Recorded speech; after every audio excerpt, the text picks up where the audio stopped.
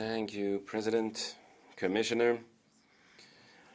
There is less than 2 weeks to go before the presidential elections and the referendum in the Republic of Moldova. And the frontrunner is the current president, Maia Sandu. Sandu has sought to cut ties with Russia and has sought to strengthen the country's EU ties. And it has not been easy for Maia Sandu to become the front runner. Russia has destabilized the electoral climate in Moldova in a number of ways, seeking to influence the outcome of the elections. Russia has not only illegally supported pro-Russia parties, but also tried to buy Moldovan votes. In the last month alone, more than 15 million US dollars were received by 130,000 Moldovan citizens from the Russian Federation.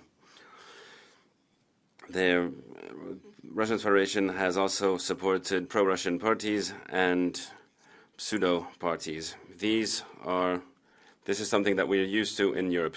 It is clear that Russia will try to interfere with elections now and in the future. Where Russia is seeking to meddle with elections, we need to act as anchors of democracy, also in Moldova. Thank you. I'm going to give the floor to our honorable colleague, Mr. Simon,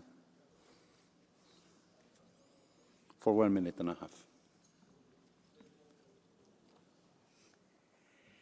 Estimado Señor Presidente, colleagues, Moldova finds itself at a crossroads ahead of its elections.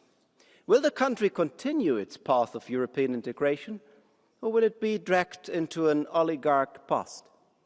This choice will shape the country for a generation, and this choice must be taken by the people of Moldova and of them alone, without foreign interference.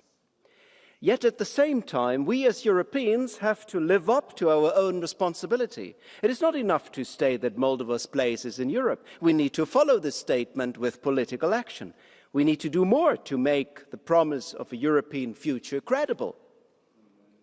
To the critics of enlargement in my own country and across Western Europe, let me remind you of what Pope John Paul II famously said. Europe needs both wings of her lungs, the Western and the Eastern, to breathe freely. If we don't act accordingly, others will fill the vacuum that we leave. European unification, colleagues, will only be complete if it includes the Europeans in Moldova. Dankeschön, Mr. Simon.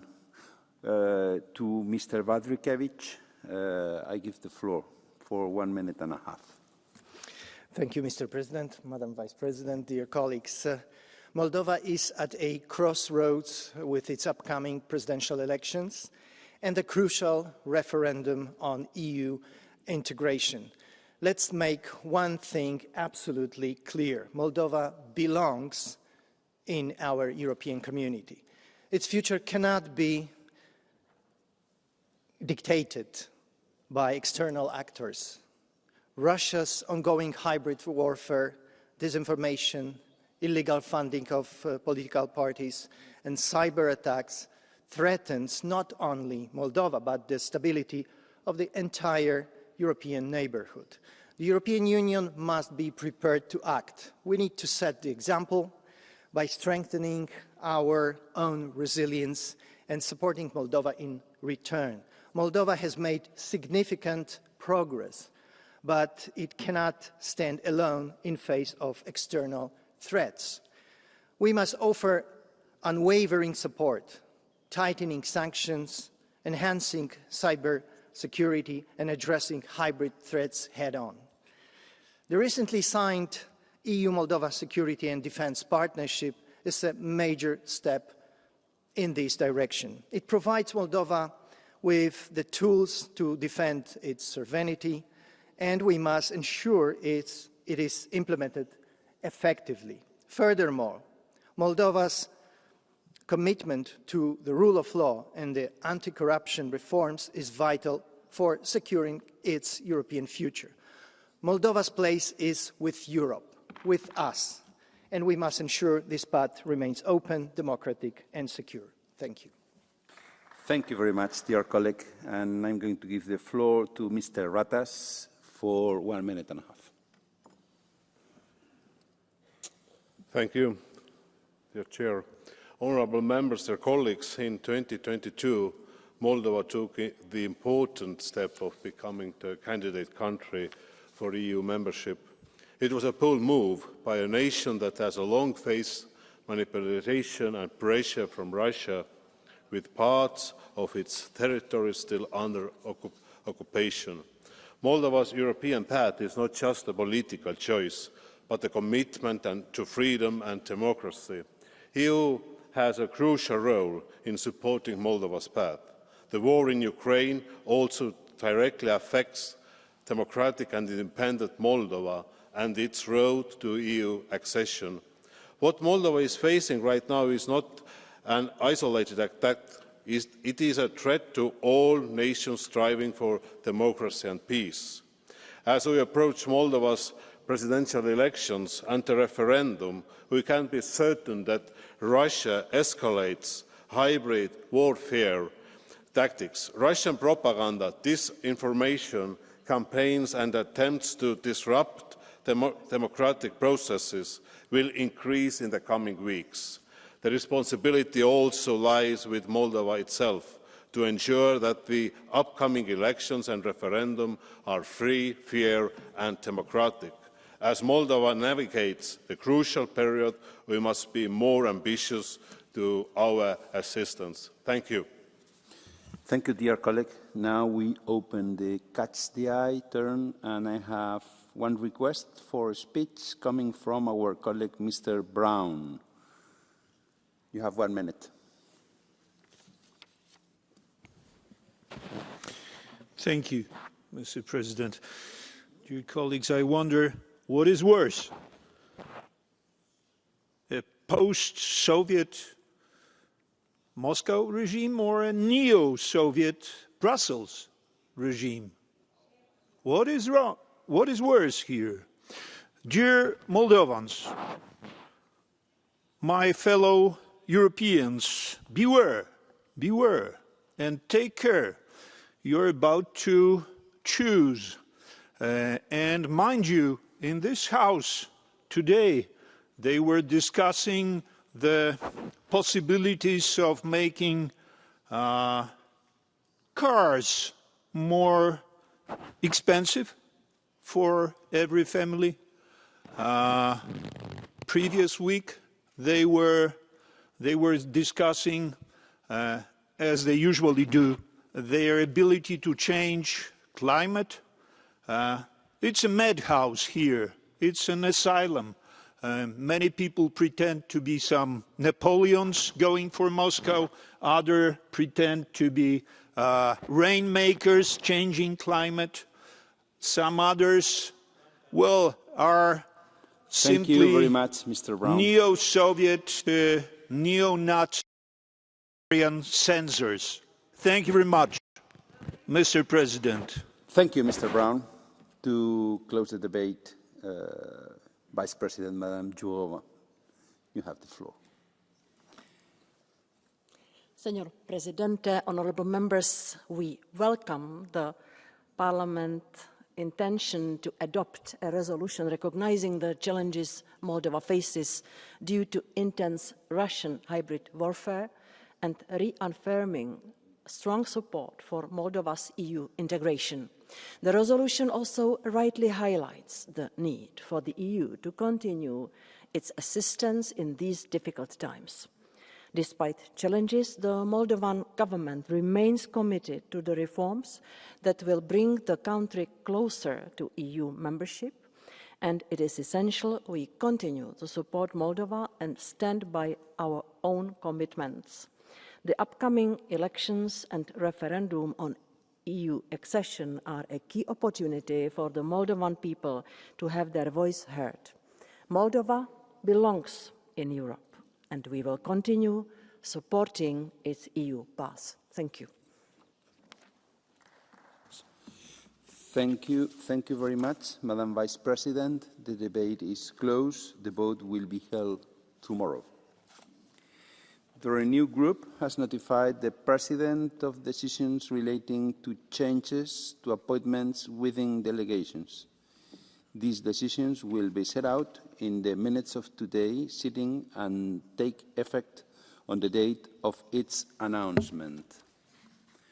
Pursuant to Rule 251(4) of the Rules of Procedure, I would like to inform you that there was no request to put to the vote the 8th corrigenda announcement in plenary yesterday at the opening of the sitting.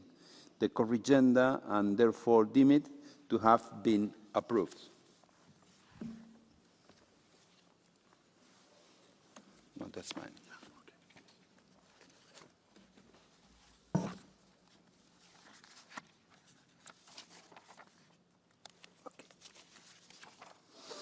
The next item on the agenda is a statement by the Vice President of the Commission, High Representative of the Union for Foreign Affairs and Security Policy, the democratic backsliding and threats to political pluralism in Georgia. To begin the debate, Vice President Jourova has the floor. Mr. President, honourable members of the European Parliament, on the 26th of October, over 3 million Georgians will cast their vote to elect a new parliament. These parliamentary elections are pivotal for Georgia's EU path. They will also be a critical test for Georgia's democracy. Last December, when Georgia was granted EU candidate status, we hoped this would be a strong incentive for the government to undertake significant reforms towards opening EU negotiations. Instead, in recent months, the governing authorities have proposed laws that have moved the country away from this goal. Despite massive protests, the foreign influence law, which stifles civil society and media organizations, was reintroduced and adopted. Other proposals that discriminate against and stigmatize the LGBTQI community and weaken the independence of state institutions have also been put forward. At the same time, anti-EU rhetoric has grown louder. First, I want to thank you, the European Parliament, for being vocal about the situation in Georgia and calling strongly for EU action in response to the Georgian government's unprecedented anti-democratic actions and rhetoric. The EU has responded with appropriate measures. Georgia's EU accession process has been halted. Political contacts have been downgraded. EU support through the European Peace Facility, where €30 million is on hold, while the assistance portfolio is being reviewed. We have repeatedly called on the Georgian authorities to reverse their course of action, and we have increased our communication towards the Georgian citizens. Many of you have echoed such calls. These measures can be reversed, and the solution is simple if there is political will. Georgian authorities need to start by repealing laws that contradict the stated goal of joining the EU, particularly laws that restrict fundamental rights and freedoms. Second comment, we have also heard false accusations and blatant disinformation about the EU and its values spread by ruling party officials, including the Prime Minister and members of the Parliament.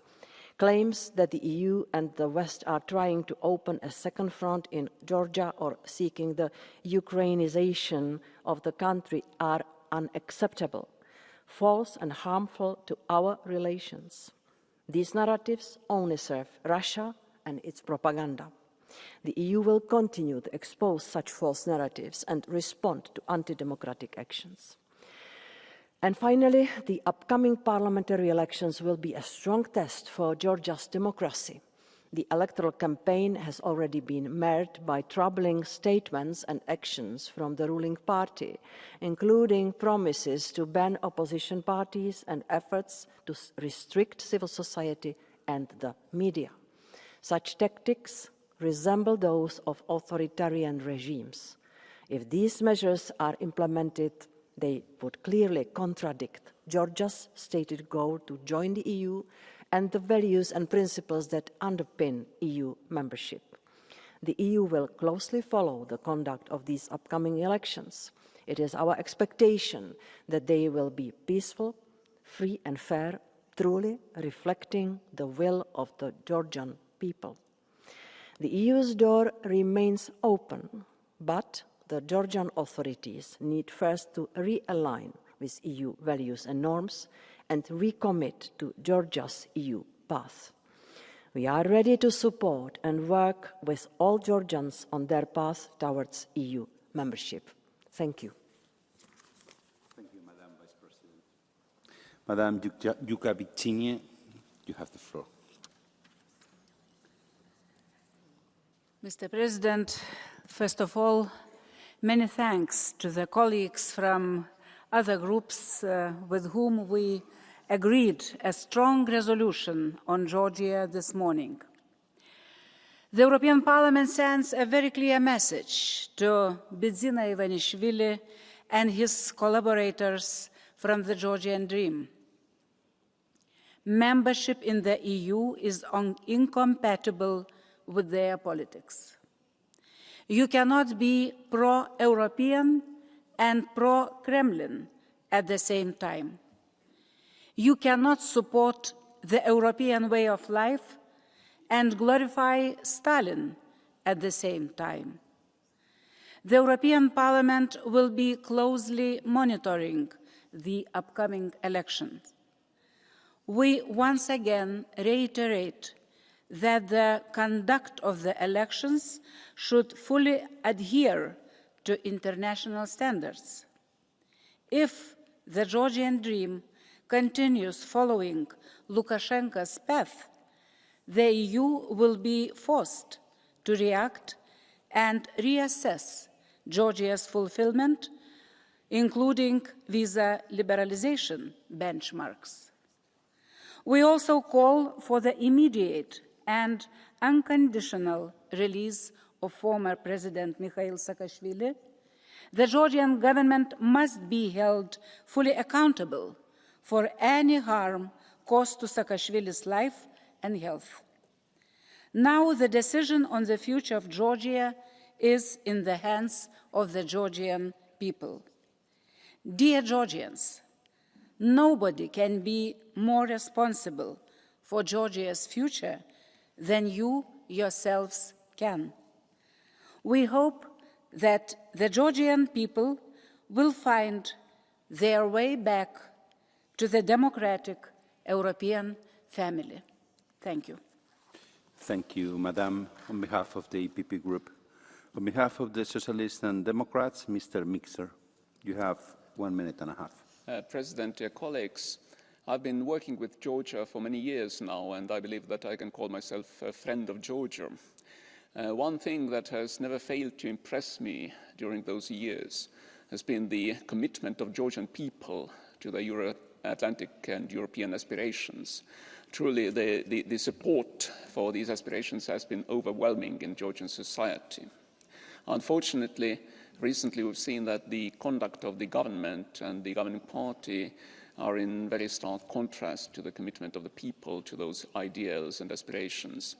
Indeed, the adoption of laws that severely hinder or limit the operation of NGOs and civil society that harass minorities, including the LGBTIQ community. These are steps that are totally in contradiction to the declared European aspirations of Georgia. European institutions and European Union member states have been extremely supportive of Georgia, granting the candidate status, albeit conditionally, to Georgia. But this is not a path that is irreversible. Unfortunately, the authorities of Georgia seem to be working against those aspirations. Obviously, it goes without saying that the good conduct of elections is absolutely imperative when it comes to a country with European aspirations, but pluralism and democracy go far beyond that. And we truly expect Georgia to live up to its commitments that it has expressed in words, but so far not in deeds. Thank you. Thank you, Mr. Mixer. On behalf of the Patriots for Europe, Mr. Mariani. Faites ce que je dis et pas ce que je fais. Do as I do, do as I say, not what I do. That's the attitude of the European Parliament in these Georgian elections on the 26th of October. Because before an important ballot, the vote on such a resolution is an alibi, a way to support agitators and NGOs supported by foreign interests to destabilize democracy in Georgia. In the Open Society Foundation of George Soros admitted having spent 85 million euros in Georgia since 1994, 5 million in 2019. Since then, no figures have been made public, but this foreign interference doesn't seem to bother anybody here. Once again, it's clear that the European Union applies a double standard, because clearly, by delivering us to this dangerous game, it is becoming a spokesperson for foreign agents such as the Open Society that want to disrupt the Caucasus. In case of a victory of Georgian Dream, some hope to reverse the result, which may lead to a new Maidan. And you will understand that this resolution has the aim of exerting influence on Georgian elections. This is a dangerous process because it gives us the image of a moralizer which has colonialist echoes.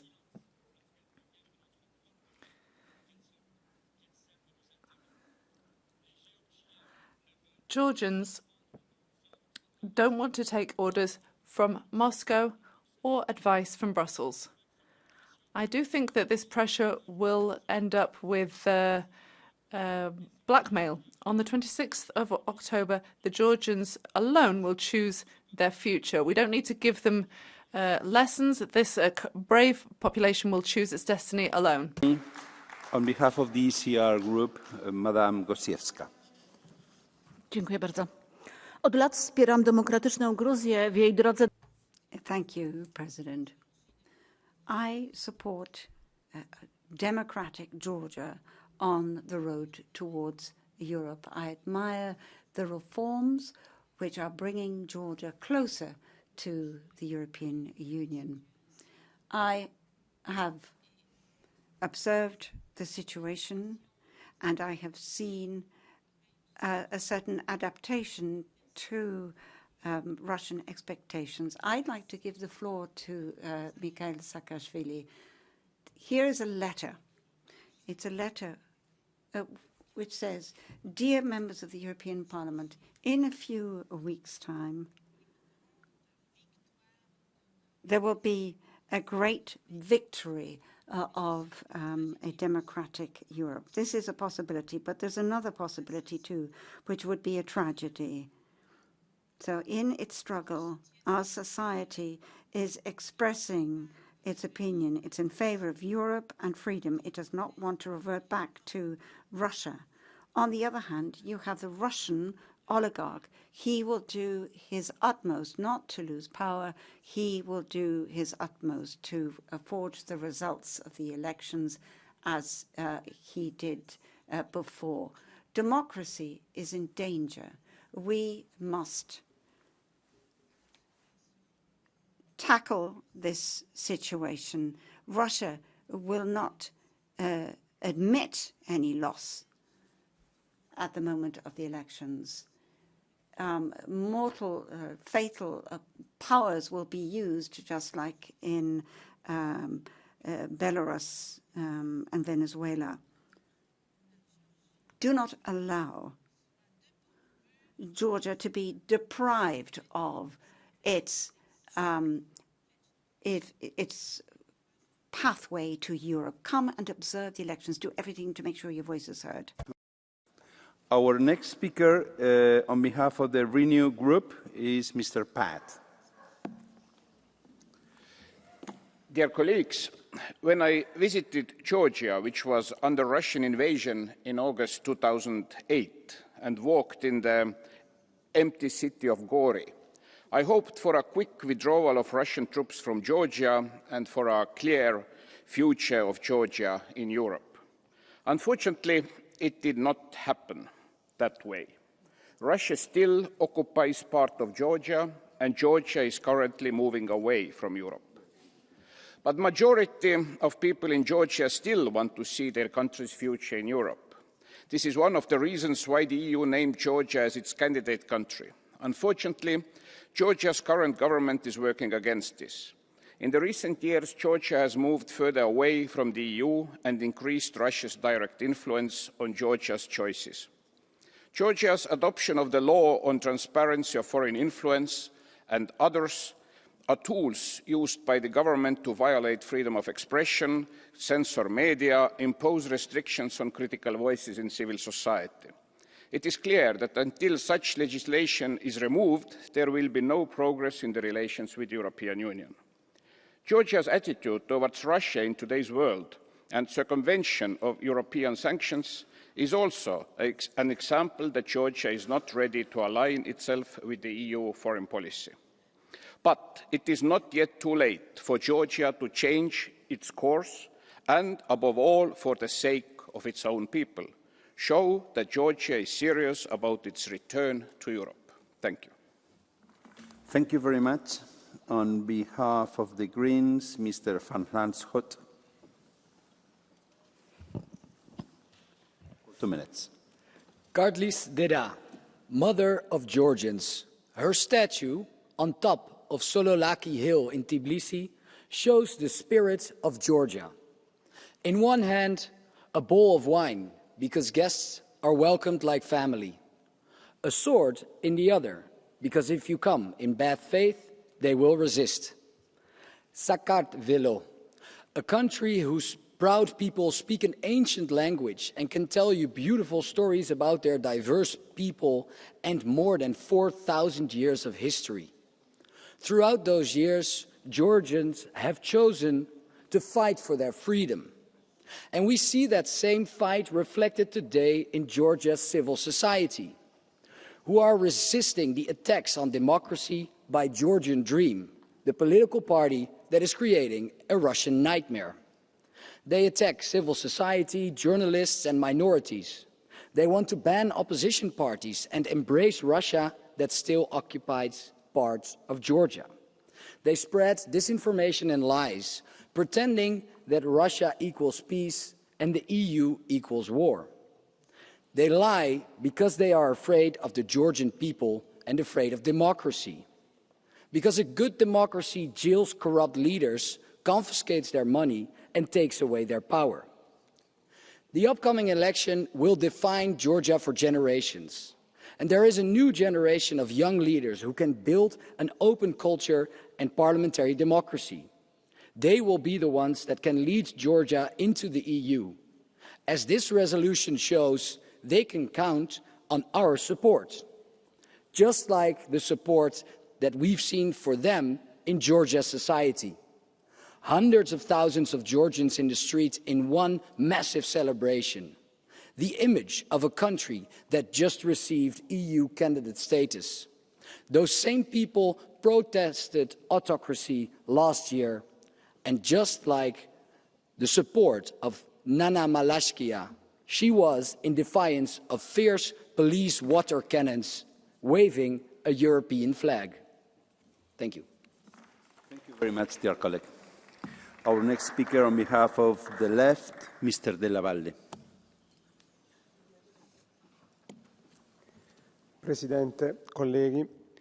President, colleagues, when the groups of the majority of this Parliament tackle foreign policy issues, all the dual standards and the hypocrisy of the European Union come to the surface. Georgia is a country which is approaching the EU. It started the accession procedure, and this really triggered considerable enthusiasm among all citizens, which we are bound to appreciate.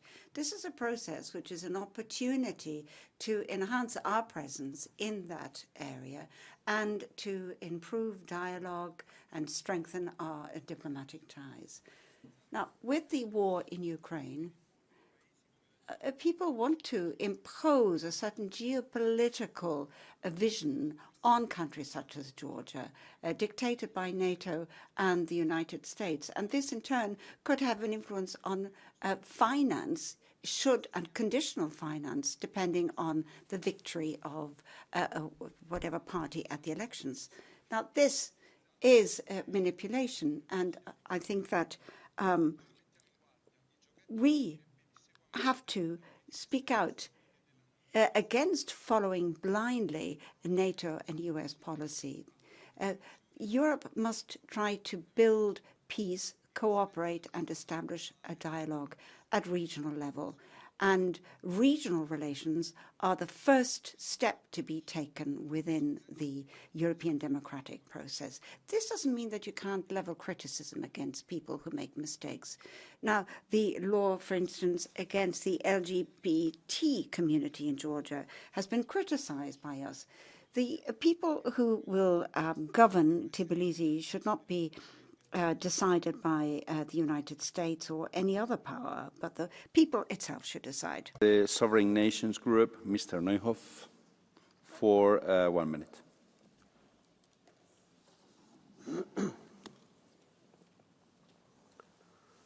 Herr Präsident, President, colleagues from the environmental left, you're outraged about a law from the Georgian parliament which will protect young people and minors. Have you even read the law, though? There is nothing that justifies this draft resolution. You are scared of democracy in Georgia. You're not worried about it. You don't accept it if someone rejects your rainbow propaganda and says that the two-gender system is the basis of families. You're all about nature restoration laws. You celebrate infertility as something good.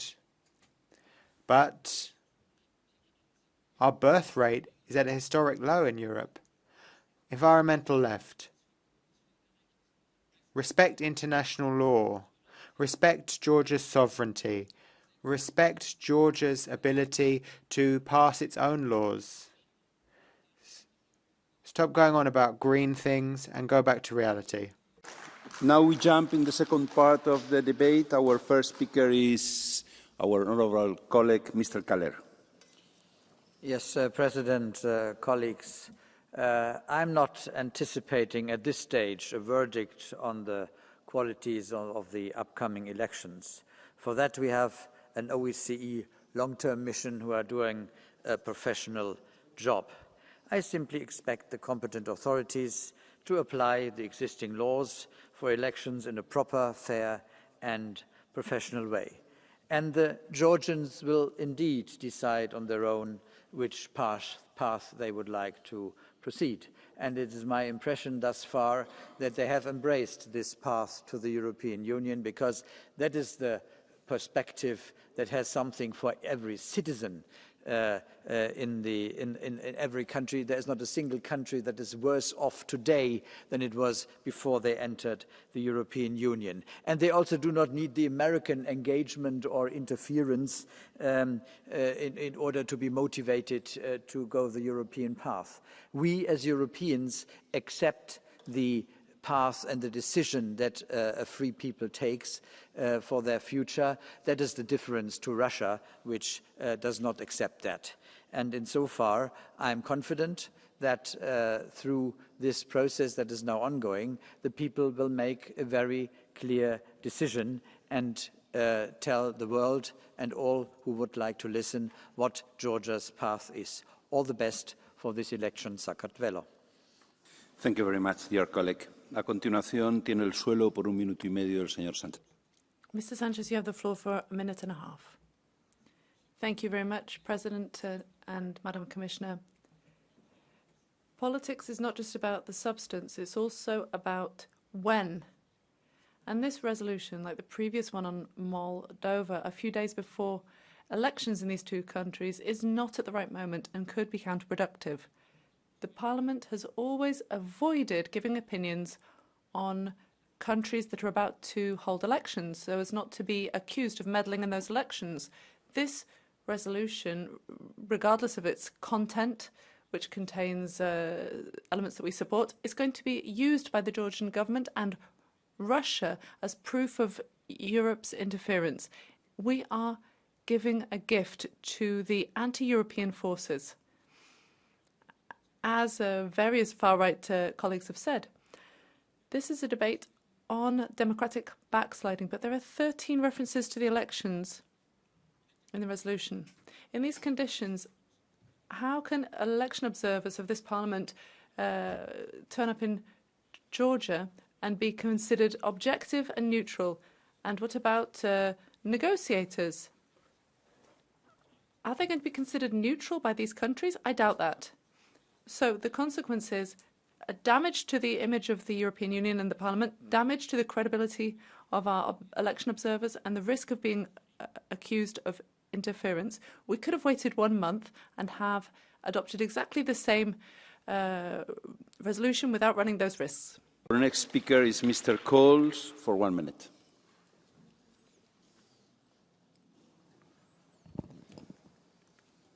Dear colleagues, what we are witnessing in Georgia is nothing short of a deliberate attempt at dismantling democracy. The so-called transparency of the foreign influence law, along with the recent legislative changes, are not just misguided, they are dangerous. These laws have sent a chilling signal not only to the Georgian people, but also to the international community. Laws modeled after Russia's playbook, now poised to stifle opposition and restrict free expression. I stand in solidarity with the Georgian people, who overwhelmingly support EU integration. Yet the actions of the current government jeopardize this future. It is vital that the upcoming elections adhere to the highest standards of transparency, fairness and freedom. Anything less risks further alienating Georgia from its European path. But let me be clear. While the government may attempt to manipulate narratives, the Georgian people's aspirations for the democratic, pro-European future cannot and will not be silenced. Their democratic will and must prevail. Thank you. Sorry, Mr. Cole, you have a blue card. Do you accept it? It depends from whom. From whom? Mr. Sam. That is which group? Which group? S&D. Mr. Sam, you have 1 minute.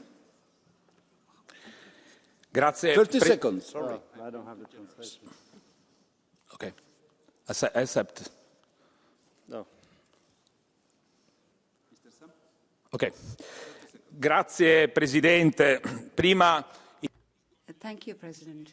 Earlier on, the colleague from the ESN was laughing at the ecologist, environment-friendly left. But what happened in Georgia was very serious indeed. The LGBT community has been really placed in a difficult position because of the new law. There's no marriage possible. TV channels cannot broadcast any scenes of affection. The answer. Well, 30 seconds. Well, very simple. I didn't hear any questions, so thank you. Our next speaker is Mr. Astravicius for 1 minute. Mr. Chair, Madam Commissioner, dear colleagues, the actions of the Georgian authorities took the country in a different, non-European, non-Western direction. The Georgian government has abandoned its previous commitments to the nation and turned to the path of Eastern populism. The public hysteria created by the ruling Georgian Dream Party over so-called family values only confirms its decision to pander to ultra-radical populism. I also repeat on this occasion our joint call for the urgent and unconditional release of President Mikhail Saakashvili. The actions of those in power to provoke antagonism with the West have had their effect. Political dialogue with the European Union, with the United States of America, has largely ceased, and the Georgian authorities have confined themselves to the summit of Mountain Kazbek. The upcoming election are an opportunity for Georgia to restore its European dream. I call on the Georgian people to reject the dangerously destructive manipulation from Russia. Europe is where you belong. Thank you. Thank you very much, dear colleague. Madame Grekorova, for 1 minute and a half. Dear colleagues, dear Commissioner, I've always had a special place in my heart for Georgia, and I had high hopes for its European path. The Georgian government, however, had different plans. A series of actions and laws proposed and adopted prove that the current government has no interest in the European future. It is shifting its policies to be tighter with Russia and even changing its laws to become a conduit for Russian oligarchs. I can just wish that Georgian citizens, who predominantly see their future in the European Union, will also see who is leading them away from it. And I wish them strength into the upcoming weeks. However, I am also part of the European institutions. We are not bystanders. We are involved. We granted candidate status and we can take it away. We granted visa liberalisation and we can take it away. We delayed individual sanctions in a hope we won't lose Georgia to its occupant, Russia. But we are losing. And we cannot lead the fight, yes, as we are not Putin and ever-interfering Kremlin. That is through the Georgian citizens and politicians to lead the fight. But we can surely aid them in their fight. We can make it more difficult for Russia to take over. We have so many examples of Europe being too late to the fight. Can we for once be on time? Thank you. Thank you very much, dear colleague. You have a blue card from Mr. Dostal.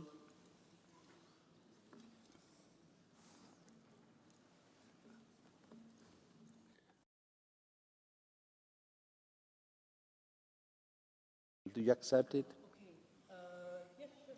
Okay, Mr. Dostal for 30 seconds.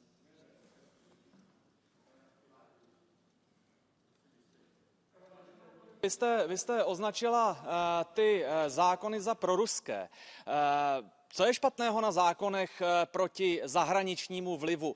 Spojené státy mají FARA zákon od roku 1938, Austrálie má FITS zákon od 2018, Evropská komise, tato komise chtěla zabránit zahraničním vlivům a připravila k tomu legislativu. V čem je méně proruský tento předpis, který připravuje Evropská komise, než to, co udělala Gruzie? Dear colleague, there is a problem with the translation. I'm afraid. You can answer. Not an option, I assume. So I will answer in English, because I understood my Czech colleague, of course, very well. Well, the difference is that the Georgian law of foreign agents is actually drafted based on how the Russian law is, and not how the US or the potential European was. They are completely different. These laws need to be very sensitive in how they are drafted, so they are not against like NGOs and, of course, any public involvement. And the Russian, of course, is drafted so that it diminishes and suppresses any public involvement. So, yeah, the Georgian Dream colleagues that drafted it, and we saw it based on paragraph after paragraph based on the Russian law. So that's the difference. Thank you for being able to clarify it. Thanks to your question, because there's a lot of confusion about it, even among my colleagues here. Thanks. Thank you, Madam Grekorova. Our next speaker is Mr. Bolgin for 1 minute. Уважаеми колеги, представителите на Европейския съюз и техните американски... Colleagues, the EU and the US threaten Georgia with sanctions. Why? Because the Georgian government refuses to be a puppet of Brussels and Washington, and this country has defended its own interests, not those of foreign powers. In Georgia, important laws have been passed, including one on foreign agents and another on LGBT propaganda. It has been proven that foreign NGOs and journalists are working against Georgian interests. These structures support America and globalist doctrines under another cloak, and they undermine the national state. They want to make Georgia another Euro-Atlantic puppet and another colony. But there is no democratic backsliding in Georgia, and I hope that Georgia will not undergo the fate of many EU countries who are now puppets of other nations. From Mr. Wojciechowski, from what group? From the ECR group, do you accept it? Please, Mr. Wojciechowski. Dziękuję bardzo, panie przewodniczący.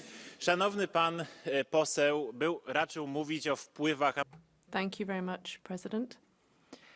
You spoke of American influence on Georgia. Do you have any proof of that? We have a problem with the translation. Okay, so perhaps you have to begin again. In English is okay for you? Okay, so you said a lot about interference of American government in Georgia. Do you have any proofs? Because we have the proofs of interference of Russia special forces, of Russia military aggression during the 2006, etc., etc. So do you have any proofs of this interference? So you speak about it. Thank you. Thank you very much, dear colleague. You can answer for 30. You have 30 seconds to answer. Благодаря ви за въпроса. Намесата на американското. Thank you for your question. EU-US interference happens all over the world, even in my native Bulgaria and in other member states. There are NGOs who are funded by them, and we see that this is happening through open society and under the cloak of promoting democracy through NGOs, and they follow foreign interests. I've seen that in Bulgaria. I've seen that in other countries too. I know that this is a mechanism that is present, working everywhere. And to our great joy, Georgia is rejecting this mechanism. They are defecting, they are strengthening democracy. Som úprimne zhrozený z toho, že Európska únia narušuje národnú suverenitu. Thank you very much. There is outrage about EU involvement in Georgian sovereignty. This is an attempt to dictate to Georgia. Georgia has adopted a law which rejects extreme ideology. We in Slovakia are a traditional society, like Georgia. We don't want to have 67 different genders. For them, a family is comprised of father, mother, and children. So I'm crossing my fingers for them. If we look at America and the US neoliberal foundations, they are providing and making large amounts of money available to try to topple governments that they don't like. But if something were to be done by Russia, you would cry out against it. This is all preposterous. You hate Georgia because this country wants to have pragmatic relations with Russia. It wants dialogue. It wants peace. And we want that too. We want that in Slovakia. That's why Prime Minister Fico was almost killed by an extremist. Long live freedom. For 1 minute and a half. Panie Przewodniczący, Pani Komisarz. President, Madam Commissioner.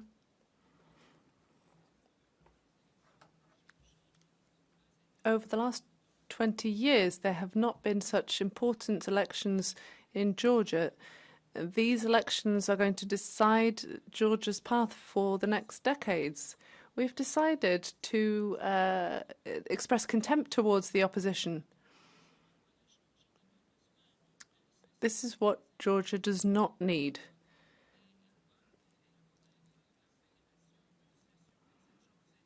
It has Russian-inspired legislation which are the death knell to civil society and a threat to the LGBT community. This is why the November, elections will be so important, and their European and NATO pathway is irreversible. But the forces working against democracy and the rule of law, this government should not be celebrated by the European Union or the European Parliament. I'd like to talk about Mr. Saakashvili, who is still a prisoner. I am very concerned about his fate. I think we should underline that it is politicians who have put Georgia on this path. Grazie, Presidente. Thank you, President, colleagues. The elections in Georgia represent a crucial turning point in the history of the country and its democratic development, particularly after the approval of laws such as the one on the transparency of foreign influence, so similar to the analogous Russian law, as well as a law on the family which discriminates against the LGBTQIA community. There are laws against the opposition, the press, and civil society. Now, fortunately, in Georgia, there's an extraordinary brave civil society which must be truly admired, because they came down onto the streets to demand their freedoms and they flew the European flag. Now, this parliament will always be by the side of the Georgian people as socialists and democrats. We look forward to welcoming them into our large European family. For this to happen, there must be democracy and freedom and rights protecting all citizens without discrimination. This is what Europe is all about, and the process of integration will only continue if those who govern us stop intimidating their opponents and repeal these laws. We must keep a close eye on the elections to ensure that they're free and legal, so that the Georgian citizens will be able to decide themselves on their future. Thank you, Mr. Chairman. Zbliżające się wybory w Gruzji będą prawdopodobnie najważniejsze. Thank you very much. These Georgian elections will be the most important since the Rose Revolution. It will decide on the direction of the country for the years to come. Democracy is enshrined in the Georgian constitution, but we see forces that wish to re-establish links to Russia that are taking the country further and further away from the West. So we should plan personal sanctions towards those who control Georgian politics, as well as consequences and sanctions on other politicians from the Georgian Dream Party. We are against the law on foreign agents, which does Russia's job in that country. Georgians deserve to be a part of Europe, and we can't allow these aspirations to come to nothing. Branch Teta, you have 1 minute. Thank you very much, Commissioner, Mr. President. Wir reden über Georgien, aber wir reden. We're talking about Georgia, but we're talking about Europe too. The extreme right talks about Georgia's sovereignty, but you want to subjugate Georgia to Russia. You say you're against foreign intervention, foreign interference, but you like Putin's involvement. And this is a law that would damage Georgia. And it doesn't acknowledge the fact that Georgians are Europeans who want to live in prosperity and freedom, who want to become part of the EU. They want to have a lively political system where they have a say. Georgians also want to be able to live together, to coexist, and they don't want to have any occupied territories. We must acknowledge that there is Russian influence, and it is extremely harmful for Georgia, extremely harmful. People of Georgia, you must fight for your freedom and independence, but you can believe in us. We will stand by your side. Speaker Mr. Orlando for 1 minute and a half.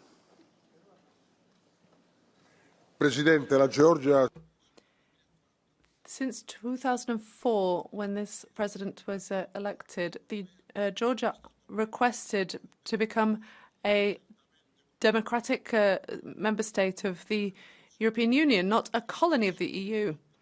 This has it's seen the freedom of press blocked and other reforms. There was also a military invasion in 2008 by Russia.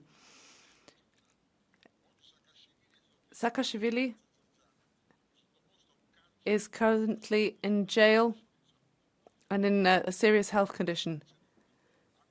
The government since then have even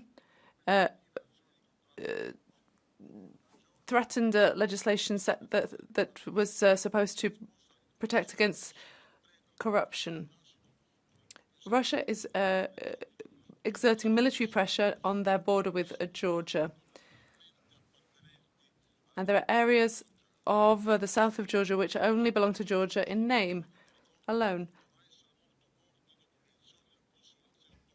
Our diplomatic efforts should be strong after these elections, and we should speak not only with the government but also with the Georgian civil society and allow them to express their agreement with the European Union. But this is unfortunately locked into some pro-Russian interests. Georgia should be supported in its path towards being an independent democracy, because today it's facing the expansionist intentions of the Russian government. Thank you. Dear colleague, our next speaker, Mr. Dostal, for 1 minute. Ladies and gentlemen, you speak a lot about Russian interference in Georgia, but EU leaders are now conducting a huge intervention in the Georgian election themselves, questioning the results before it even happens, questioning whether the right party wins. That means if Georgian Dream wins, it is wrong. If opposition loses, it is wrong. Isn't this a hypocrisy? I doubt that EU should intervene in internal politics of its member states like Hungary or Slovakia.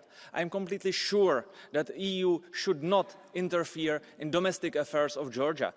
Most Georgians want to cooperate with the EU, but they also do business with China. They also do not want to get in war with Russia. It would be very destructive for them, like in the case of Ukraine. I think instead of meddling into Georgian affairs, we should understand that the Georgians know their interests better than we do. Thank you.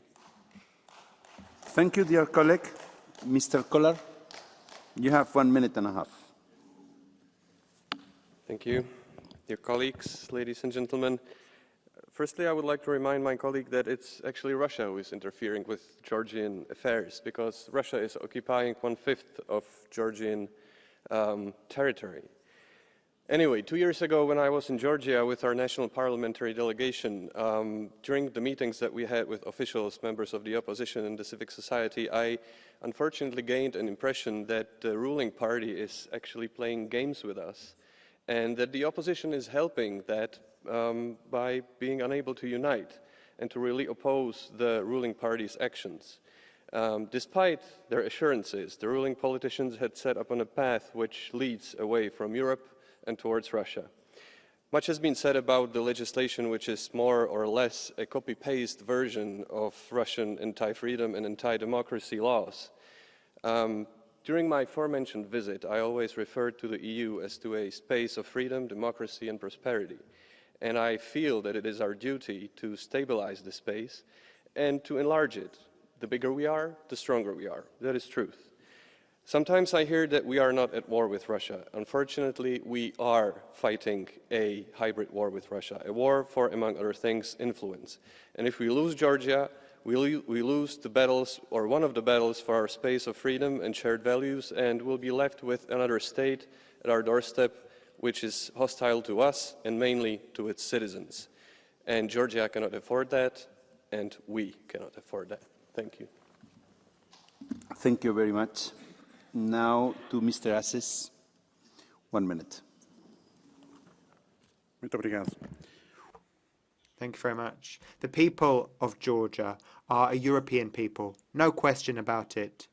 And What characterises them is their desire to be part of the EU. We must never overlook that desire, their desire for freedom, democracy, and to move away from the Russian Federation. We have to understand what that willingness means.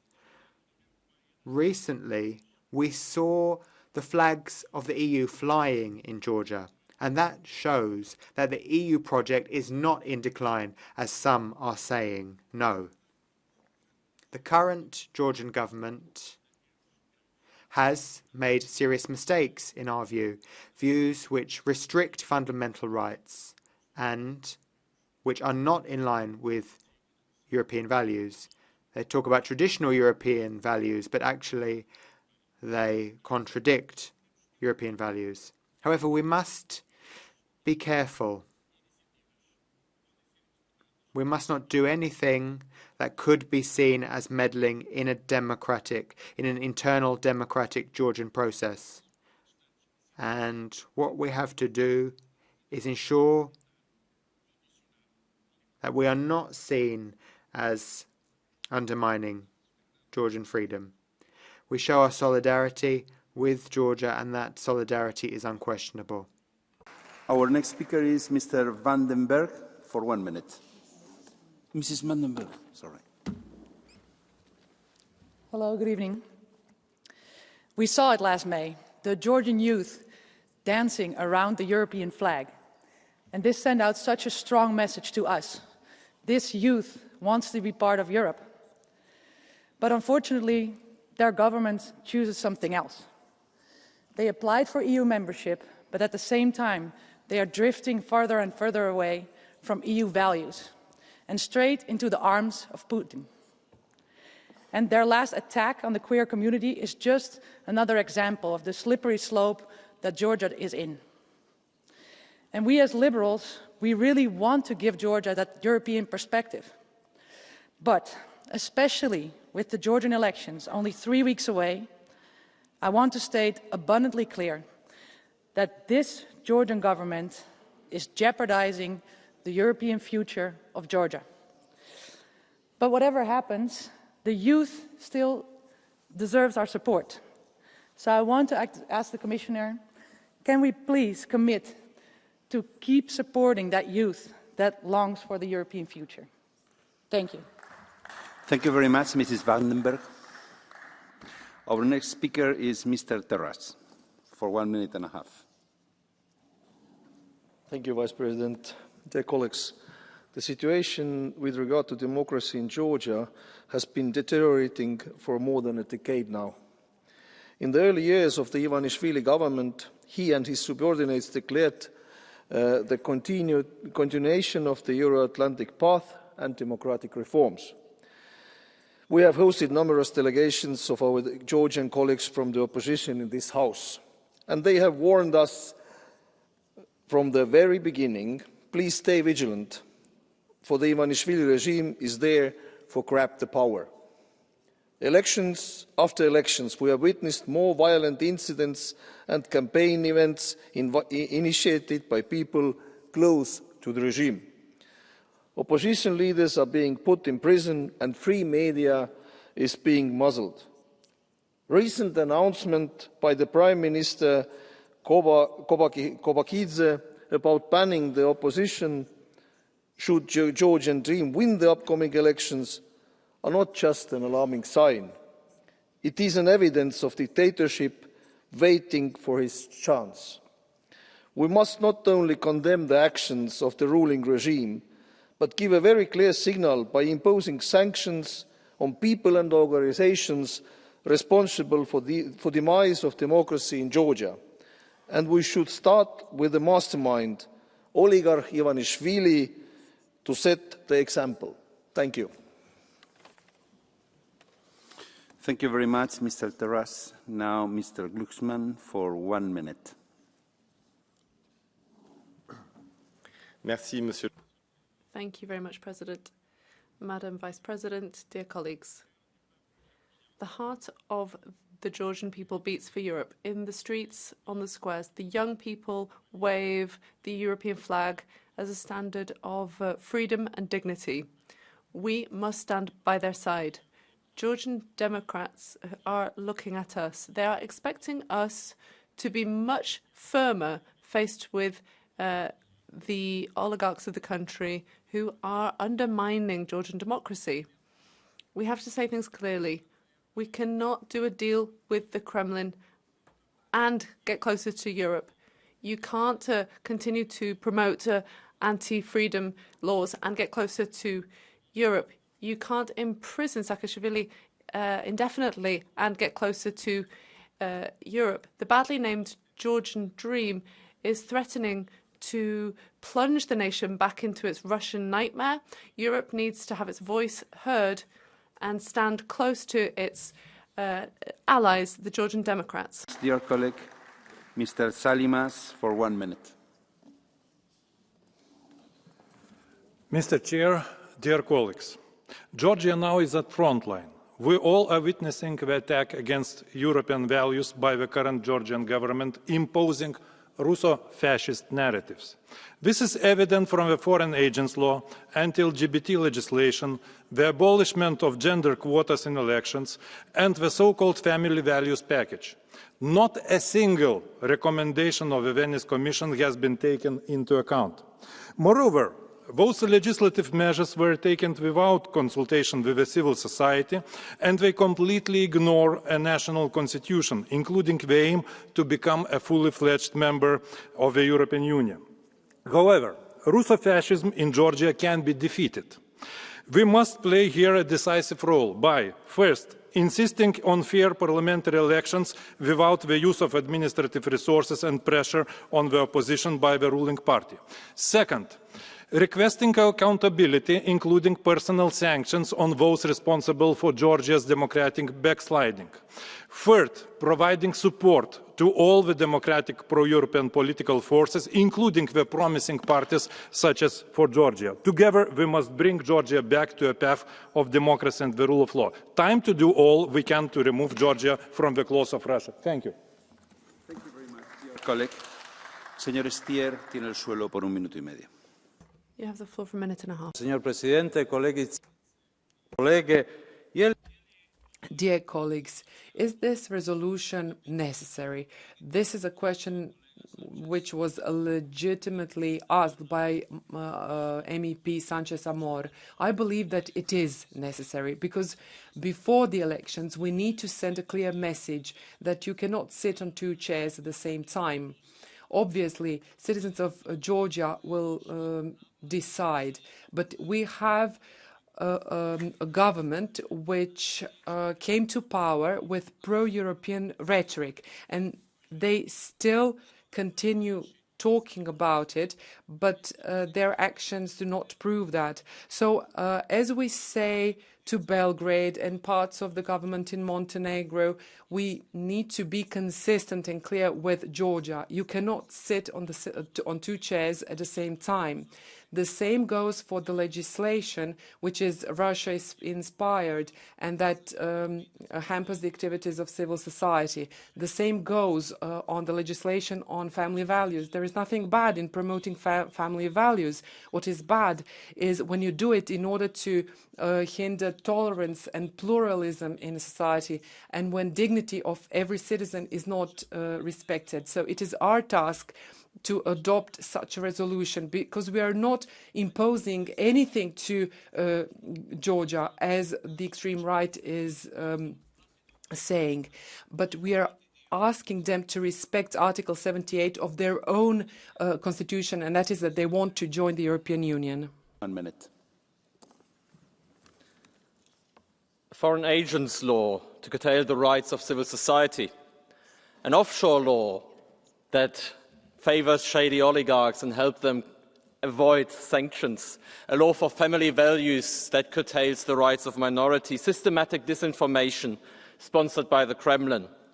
Colleagues, what is happening in Georgia right now is not only a dangerous moment of democratic backsliding, but it is a stark reminder of the broader struggle between democratic values and authoritarian control, not just in Georgia, but in Europe and across the globe. Certain powerful actors within Georgia seem to believe that by flouting democratic principles They can provoke us, the EU, to close the door on Georgia's European aspirations. They hope to turn the Georgian dream of Europe into a Georgian nightmare under the shadow of the Kremlin. But this plan will fall. It will fall because the gates of Europe, the gates of freedom, will always remain wide open to the Georgian people, and because the heart of the Georgian people keeps beating for Europe. And it is our duty to ensure that the Georgian people have the right to walk through these gates freely, without coercion, because that is what it means to be European. Thank you. Thank you very much. Our next speaker is Mr. Iyars for 1 minute. Yes, thank you, Chair, Madam Vice President, dear colleagues. I think that the case of Georgia calls for reassessing our approach to the candidate countries as a whole. I'm talking mainly about the influence of authoritarian third countries. The EU has unfortunately often quietly observed the growing influence of Putin's Russia in countries like Georgia, but also in some other candidate countries like Serbia, by means of corruption, by means of disinformation, by means of covert terrorist activity. Now, in the Georgian case, we have to move fast because elections are approaching in a few weeks. And the main task, I think, now is to send a clear message to the Georgian citizens: you can't be pro-EU and Putinist at the same time. Do not destroy our achievements. This is not just about candidate status or visa liberalization. This is very much about the future of Georgia as a free, democratic and European country. Thank you very much. Thank you very much, dear colleague. Our next speaker is Mr. Aaltola for 1 minute and a half.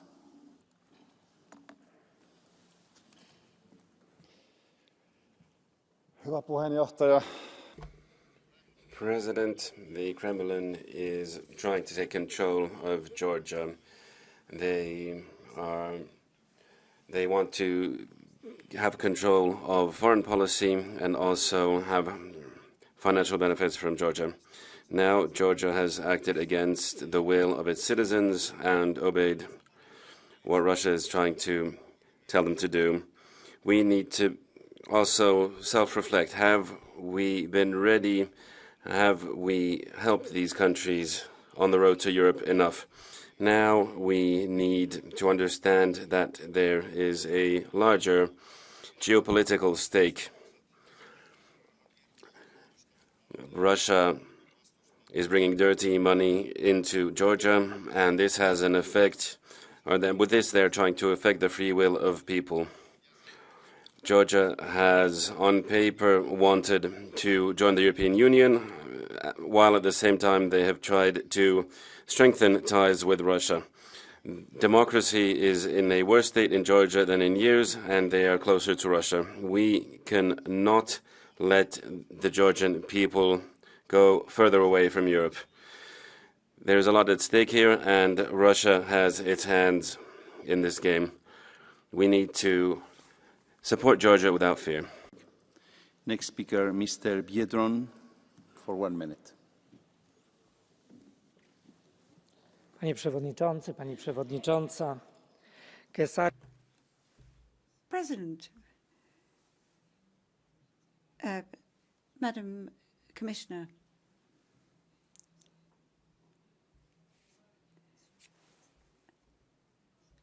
we had a woman in Georgia who spoke of her political orientation. She thought that she was going to have a lovely future ahead of her.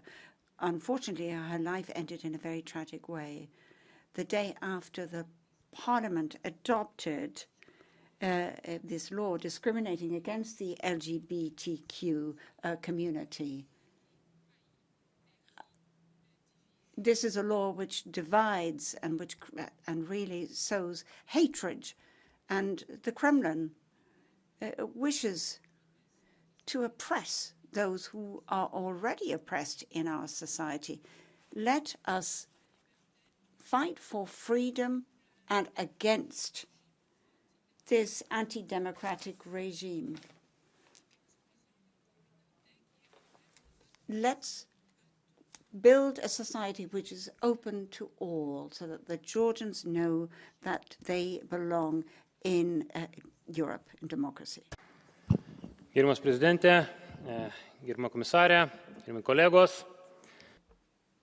President, Commissioner, colleagues, we in Lithuania love Georgia and the Georgian people, and it is reciprocal.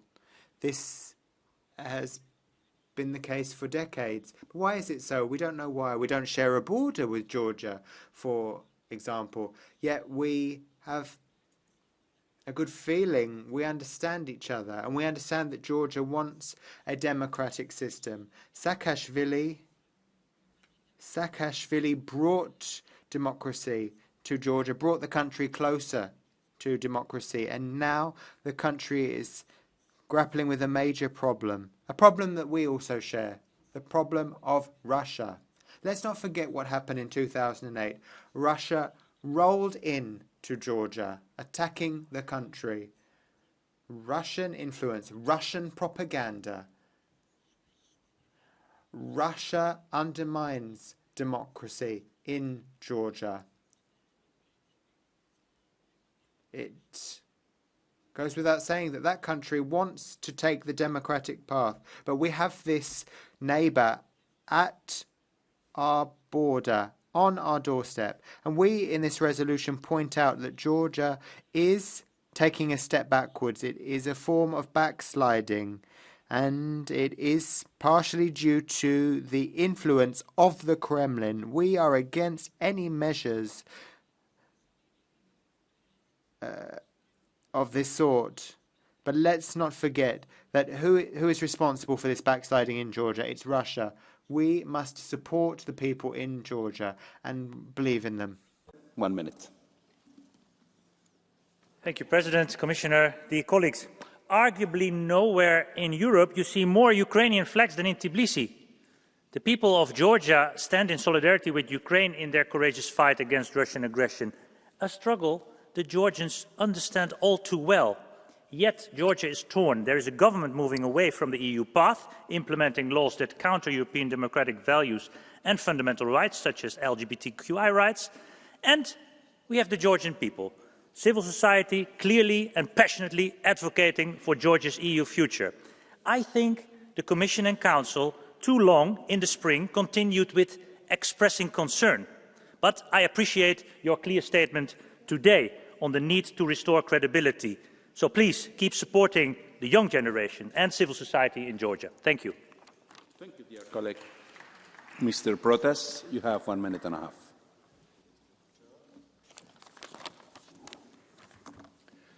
Władze Unii Europejskiej powinny stać. The European authorities should stand by the Georgian nation, which is looking towards European integration. Georgia's belonging to the European Union should guarantee its sovereignty and its independence from Putin and Russia. As a Polish person, I support those aspirations. On behalf of the European community, we can't let the Georgians down. We can't hand the country to Putin without putting up a fight. That would have very negative consequences. Neither can we tolerate democratic rights being breached by the Georgian government. The law on foreign agents, despite the protests of the Georgian president,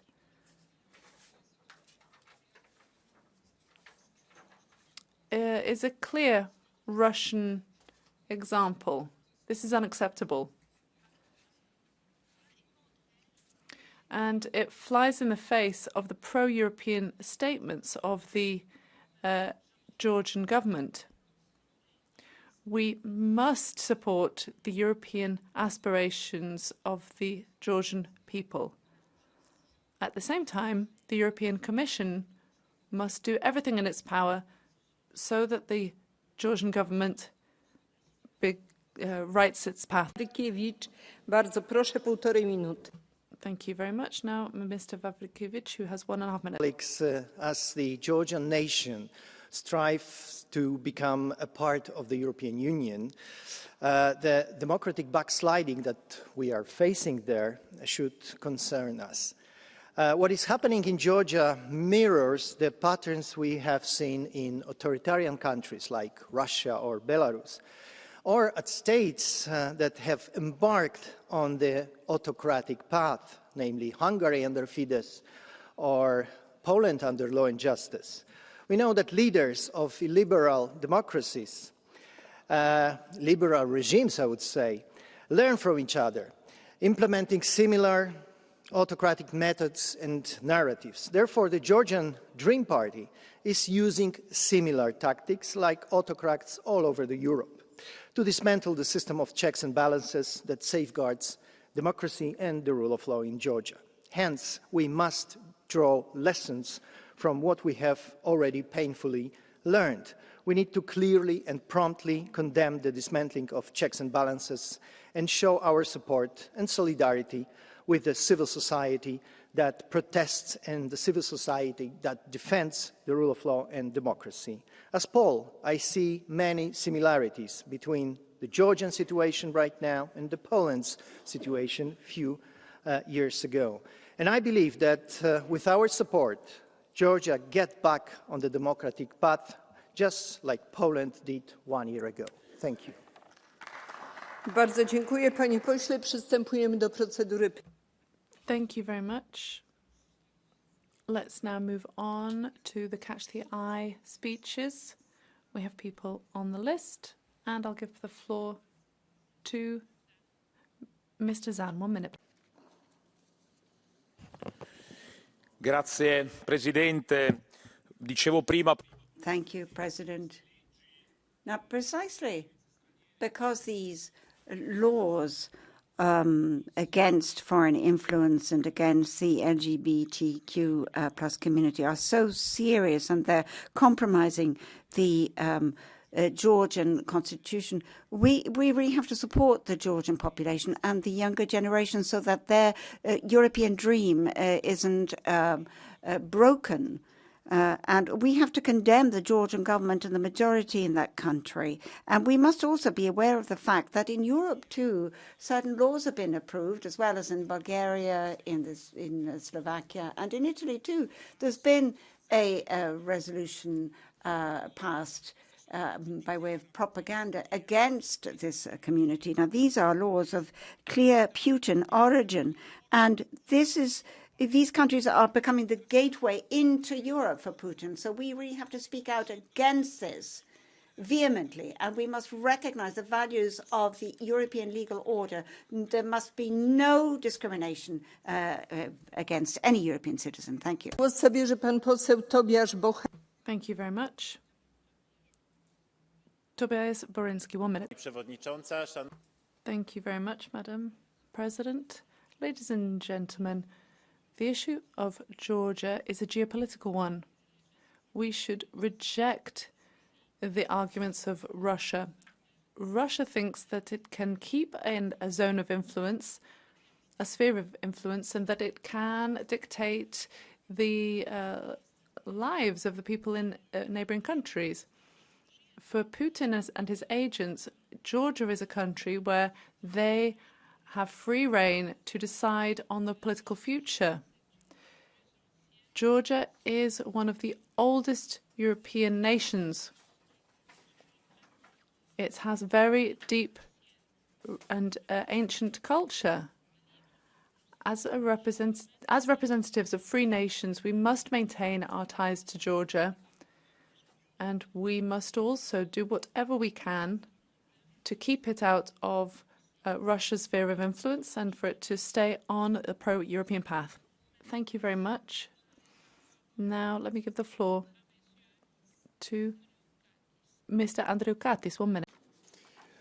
Dėkuoju, gerbiama posėdžio pirmininkė, gerbiama komisijos vicepirmininkė Verheu. Thank you so much, Honourable Vice President. Let me say that I support this resolution.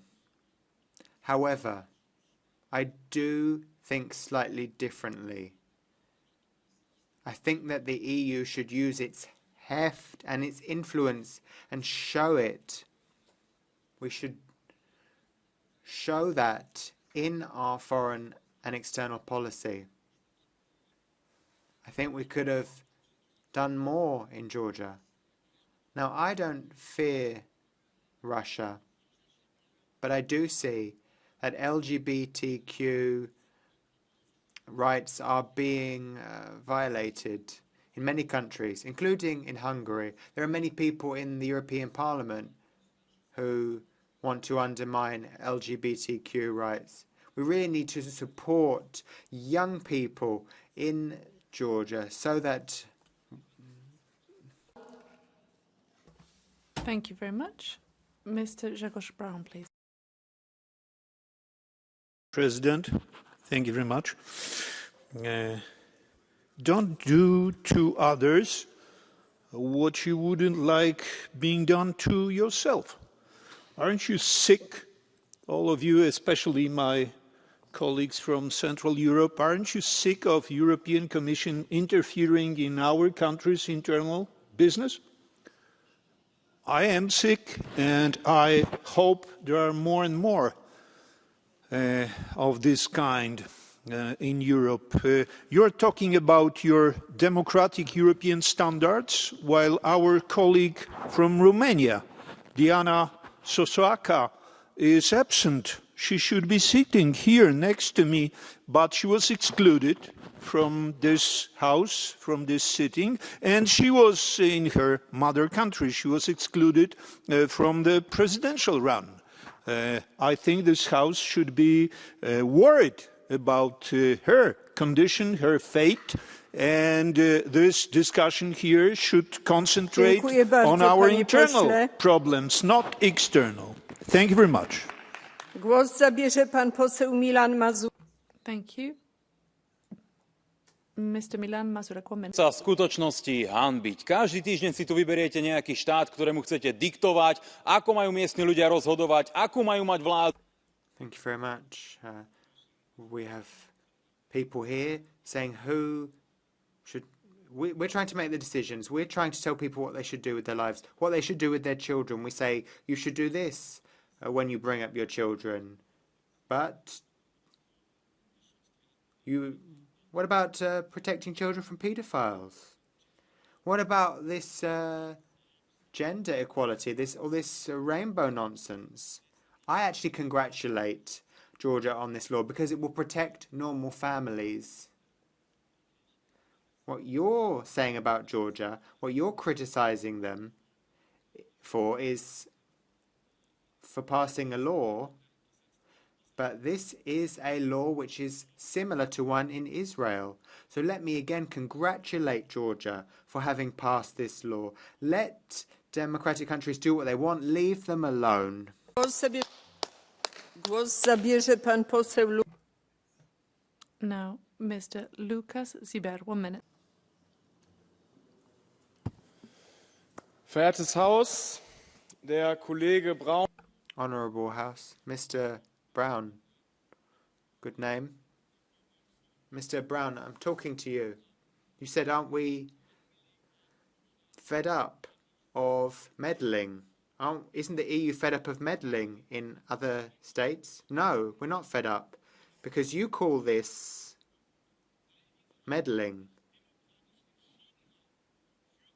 But these countries have democratically decided to become EU members and to give up competences. And if you look at Georgia,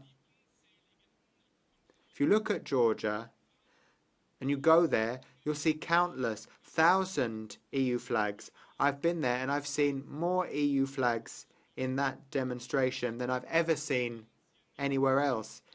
And neo-Nazis want to tell us about democracy? Well, the people of Georgia want democracy. The people of Georgia want to take the path towards Europe, and we have to support them in that endeavour. Thank you. Thank you very much. On behalf of the Commission and the High Representative for Foreign and Security Policy, let me ask Ms. Jourova to take the floor. You have the floor. Madam President, honourable members, the debate today demonstrated that we succeeding in its reforms and on its European path. This is also the strong wish of the people of Georgia. The future of Georgia, including its EU path, is fully in the hands of its citizens and leaders. Ahead of the parliamentary elections, it is important that political leaders reduce polarisation and engage positively with the citizens. Elections need to be carried out in a peaceful and inclusive environment. The EU will continue to monitor all developments in the country. True progress on the EU path depends on democratic and sustainable reforms in line with the core principles of European integration. Upholding political diversity, human rights, a vibrant civil society and independent media are also central to the enlargement process. The EU's door remains open and we stand ready to support the country in all reform efforts, but we will clearly denounce any actions that may undermine democracy, human rights and the rule of law. This is all for the benefit of the Georgian people. Thank you very much. Bardzo dziękuję pani komisarz. Zamykam debatę. Głosowanie. Thank you very much, Madam Commissioner. And I can now close the debate. The vote will take place tomorrow, which means that we can now go on to the next item on our agenda, which is a statement by the Vice President of the Commission, High Representative of the Union for Foreign Affairs and Security Policy on the outcome of the Summit of the Future, transforming global governance for building peace, promoting human rights, and achieving sustainable development goals. I would like to pass the floor over to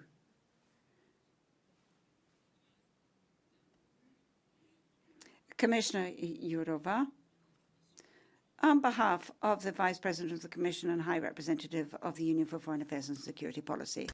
Ravaged by conflicts, geopolitical competition, climate change and surging inequalities, the recent adoption of the Pact for the Future gives us some light and hope. The Pact and its two annexes reflect that even under very difficult circumstances, United Nations members managed to come together and agree on a broad set of actions, including sustainable development, international financial architecture reform, digital cooperation, youth and future generations, and, for the first time, concrete commitments towards a UN Security Council reform. On peace and security, the Pact emphasises conflict prevention, a review of UN peace operations, and strengthens the role of regional organisations and peace building.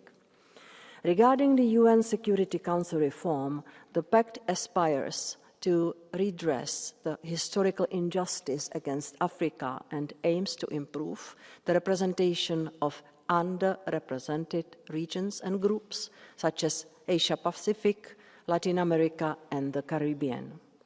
Developing countries need more private and public investment now. We are now pleased that the banks welcomed the UN Secretary-General's efforts to push the needle on the ongoing international financial architecture reform and even called for further ambitions. The Pact provides solid ground for more progress towards the fourth Financing for Development Conference in Seville next year. On climate and environment, there is no falling behind the Paris Agreement and COP28. We remain aligned with the UAE consensus and keep important ambitions towards 1.5 Celsius temperature target, second, transitioning away from fossil fuels, and third, tripling renewable energy capacity.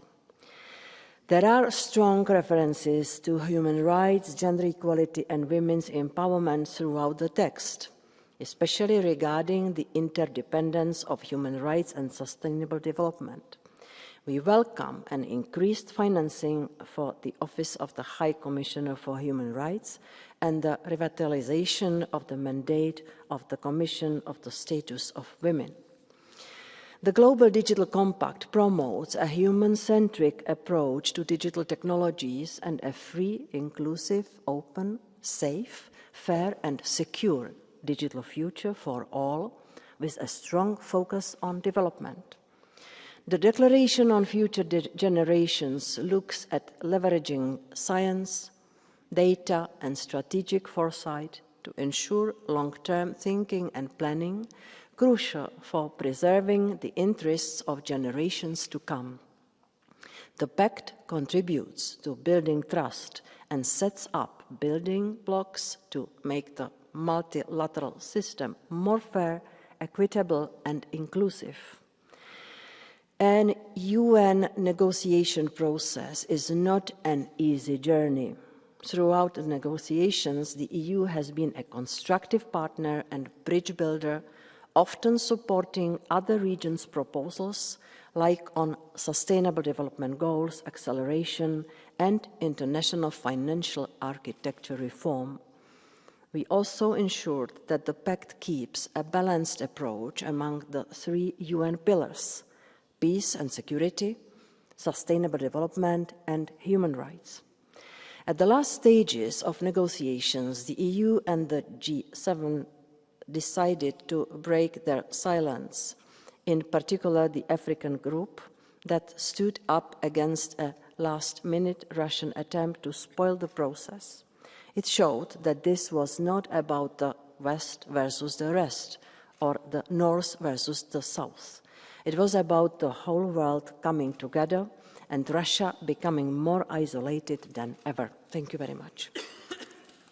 Bardzo dziękuję pani komisarz. W imieniu Grupy Europejskiej Partii Ludowej Chrześcijańscy Demokraci głos zabierze. Thank you very much. And now Mr. Lucas Mandler has the floor for 2 minutes. President, Commissioner, colleagues, hand on my heart. Many say that Brussels is a bubble, the Brussels bubble. If you're an active MEP, well, you try to burst that bubble sometimes and reach out and bring citizens closer to the EU. That's part of our job as MEPs. But more than that, we have the UN, and the UN is a bit of a bubble as well. And that's why it's important that MEPs and MPs get involved in UN work. We should send delegations to the UN. And we were led by Barry Andrew, who is the head of our DEVE committee. And then we also had Roberta Metsola, the European Parliament. She was one of our high-level representatives. And they both took part in this summit. I want to talk about 2 specific events. One was an exchange of views we had with the FAO and with the World Food Programme. They are not in any bubble. They are experts, and the World Food Programme said that there is a link between food security and food provision on the one hand, and irregular migration on the other hand. They said there's a real link between those 2 issues. So we can't look at one issue without looking at the other issue. Then another event that was very important, in my view, was UN Women, and it was the he for she approach. And that says that feminism and equality isn't a woman's issue. Equality concerns everyone. And Roberta Metsola said that he for she is part of EP work.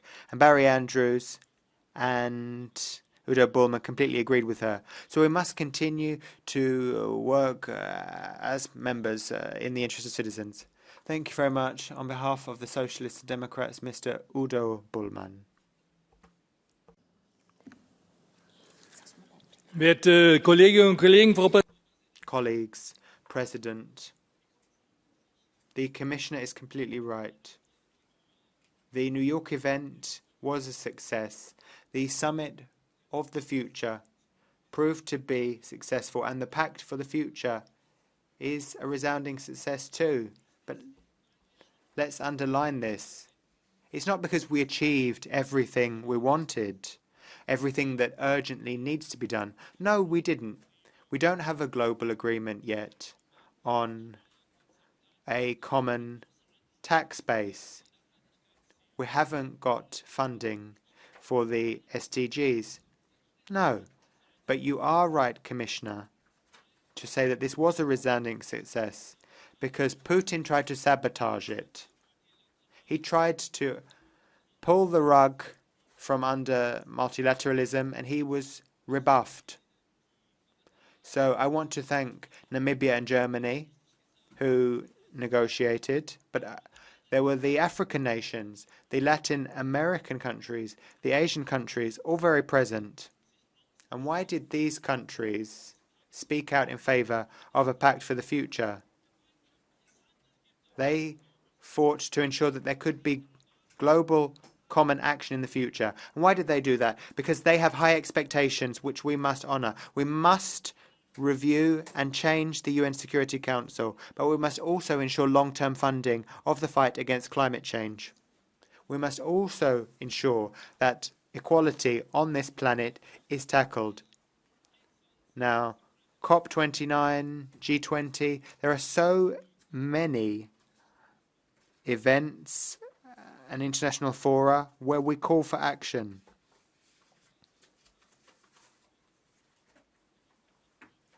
But we must not be naive, and we will be keeping a very close eye on what happens during this term and during the hearings of the commissioners, the potential commissioners. Thank you very much, and I'll give the floor to Mr. Tanger Correa from the PFE. 2 minutes.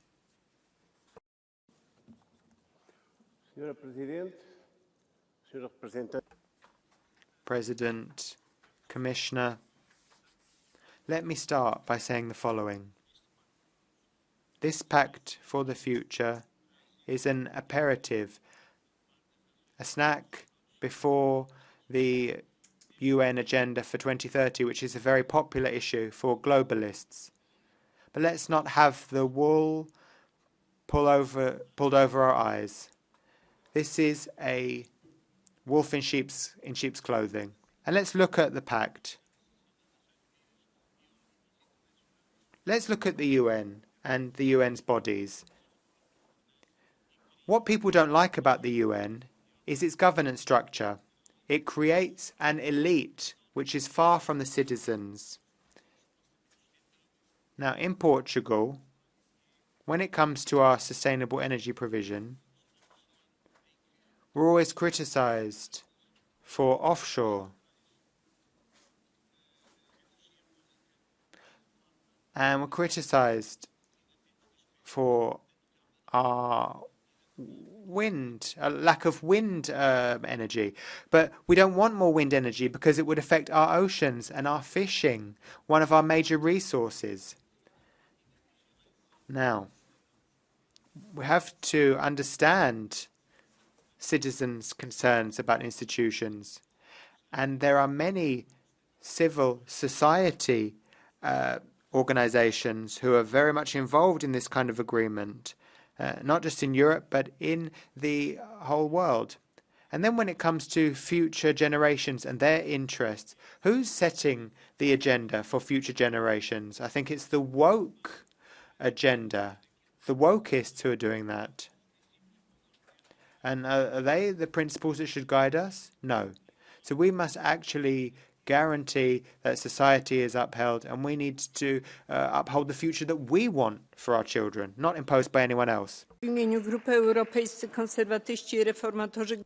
Thank you very much. On behalf of the ECR, Mr. Mulash. 1 minute and a half.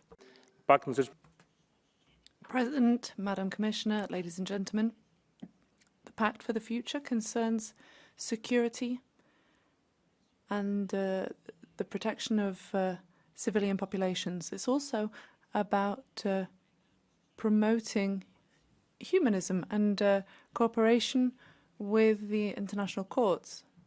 But we must not forget that this court cannot rule on all issues relating to human rights and the rule of law. Today, for example, many criminals or even countries who have committed war crimes hide behind legal immunity. There are no forums where victims of these attacks can claim compensation.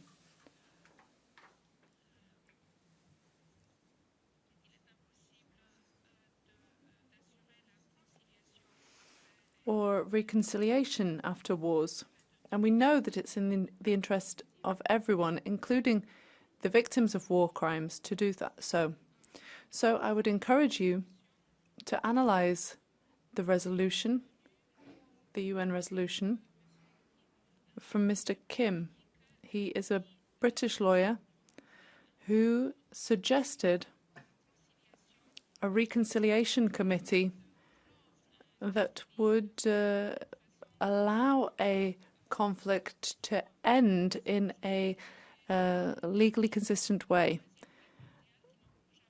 There are Second World War victims who were never compensated, and I also think of the victims of current conflicts who are in the same situation. Thank you very much. Now for Renew, Mr. Andrews. You have 2 minutes. Whatever you might say about the shortcomings of the UN, everybody showed up. The UN has incredible convening power, and the European Union, more than anybody else, understands the value of multilateralism. It's in our genes. We understand that the sum is greater than the parts. Really, really works at a European level, and we believe it can work at a global level. And the European Parliament took this summit very seriously. Our President, Roberta Metsola, went over. 5 European Parliament committees were represented. There were 13 MEPs on the delegation. So we took it really seriously. But let's be clear. Parliaments do not have a significant role in the General Assembly, in any of the UN summits, and indeed across the UN system. So we really have to reflect on whether we are adding any value as a parliament in what is happening at the UN Summit for the Future. We had no role in negotiation. We were not really attending the Summit for the Future. None of the European commissioners that were present had the time to meet with us. So these are significant shortfalls. However, the more serious issues are the grim issues that are facing the world, the massive underfunding of overseas development assistance, which is impacting all of the UN agencies. The big trend, of course, was reform of the global financial architecture around multilateral development banks, the move from loans to grants, trying to improve the risk profile and the capital adequacy frameworks of multilateral development banks. So we have a great opportunity in the next while to make sure that we are taken seriously at UN parliamentary assemblies. Thank you.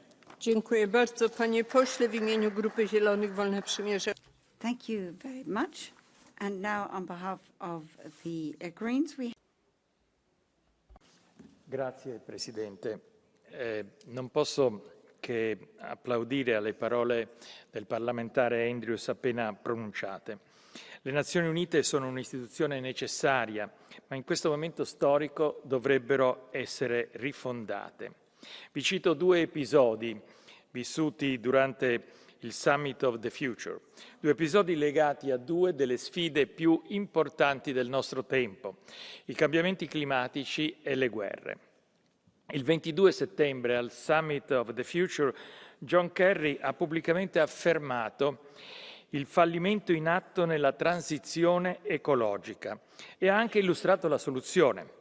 Ha detto che ogni anno nelle assemblee internazionali, nei parlamenti, si discute di quanto investire nella transizione ecologica e si discute, si litiga su decidere di allocare 200 o 300 miliardi di dollari.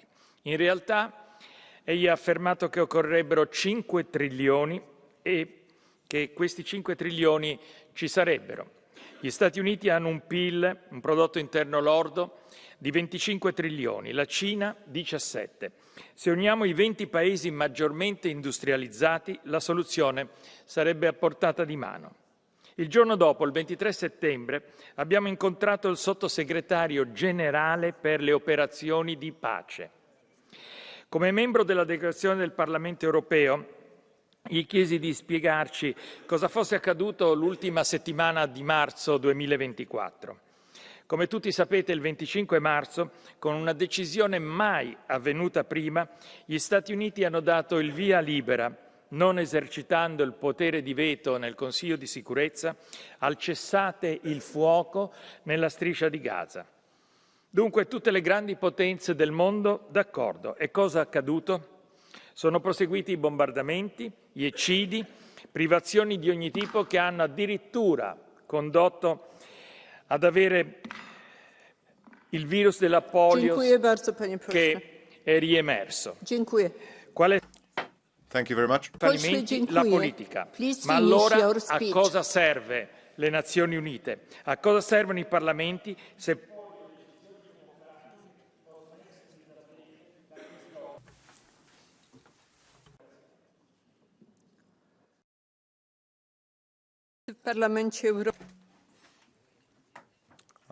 Thank you very much. And now Mr. Georgiou for 1 minute 30. Madam Commissioner, I also had the honor to take part in the UN Summit of the Future.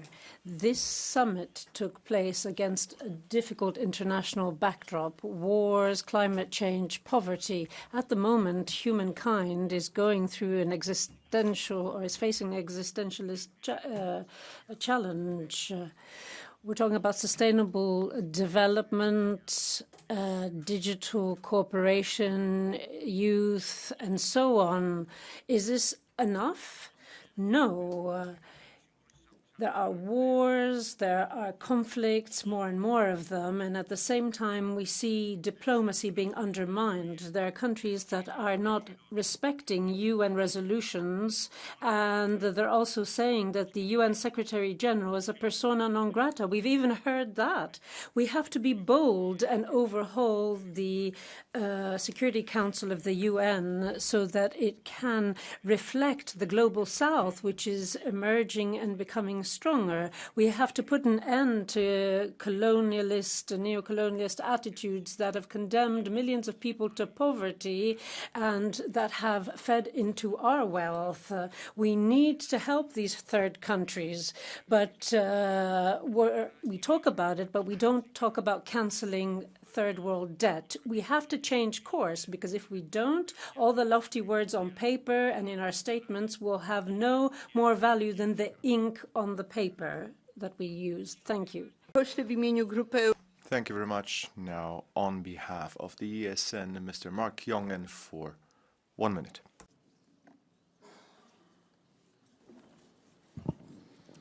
Vielen Dank. Thank you very much. According to the Secretary-General of the UN, Mr. Guterres, the Summit for the Future should set up effective structures for global governance. He wanted to have an emergency global governance for global shocks. This was prevented, but the direction is clear: more and more power for the UN and less for democratic states. But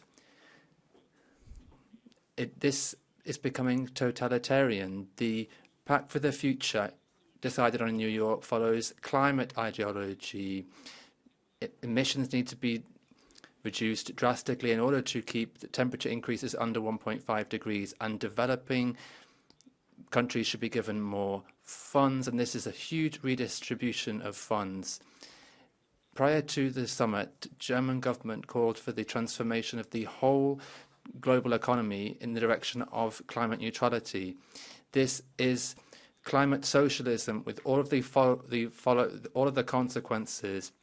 We should not follow this Pact for Future. It's a Trojan horse. Thank you very much. Now, Madame Bentele, 1 minute 30. Liebe Kolleginnen und Kollegen, die Vereinten Nationen. Dear colleagues, the United Nations have decided to develop this agenda for the future. It's to help young people to focus on digitalization, to represent all of the regions of the world in the Security Council in a better way. We have the 17 Sustainable Development Goals that we had already agreed. And the target for this was 2030, but it's difficult to meet these targets if we continue business as usual. And also what's happening with the Security Council, when we have Russia on the Security Council with this war of aggression, there is less and less agreement on the founding principles of the United Nations. It was meant to be freedom, territorial integrity, a peaceful way to resolve conflict, international cooperation, improving living standards, more freedom. I don't know if a new process will help New York. The Czech president was right when he said work begins at home and the work continues in Brussels. Europe is a rich continent with developed social security systems and can do a lot, but we cannot do this as Europe alone. In order to protect our planet, to have a perspective for the future, we need a new perspective for international cooperation outside of the United Nations as well. The Commission President, Ursula von der Leyen, is looking to have a more active, outward-looking Commission, and I think we should support Team Europe from our side here in the European Parliament as well. Thank you. Thank you very much. Now, Madam Mendes. 1 minute. Muito obrigada, Senhora Presidente. Thank you very much, Madam President. Colleagues, I think that the Pact for the Future, in contrast to what's been said here a few moments ago, is a starting point. It's not the end. It's very important at a time when we are experiencing different conflicts across the world. It's important to highlight that this pact proposed by the UN is a vision of multilateralism, which seeks to strengthen conflict resolution. We can't resolve things alone. And secondly, strengthening support for developing countries to achieve the SDGs is important. Thirdly, I'd like to stress the digital agenda and the agenda for combating climate change. We need to have a fair transition and equal opportunities for all. These are not myths. They exist, and we need to find a solution to climate change. This is why this pact is very important, and the European Union needs to be part of the debate. Thank you. Thank you very much. Now, Mr. Juan Carlos Girauta Vidal. 2 minutes. Gracias, señora presidenta. Thank you very much, Madam President. Ladies and gentlemen, once again, we've seen that when it comes to bland totalitarianism plans,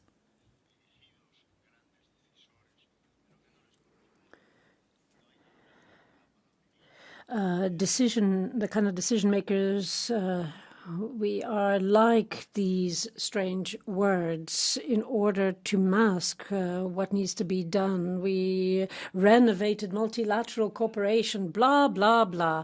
This doesn't mean, do you know what means something? Global governance shouldn't be that. It should be a global government, this age-old utopia, this pie in the sky that is actually dystopic. And what is this about? This is about violence against the will of the people. It's violence against citizens' representation. It is the people and the nation state who are sovereign. And what is happening is that the legitimate subject in international order is being sidelined. In other words, it's the nation state that is being sidelined.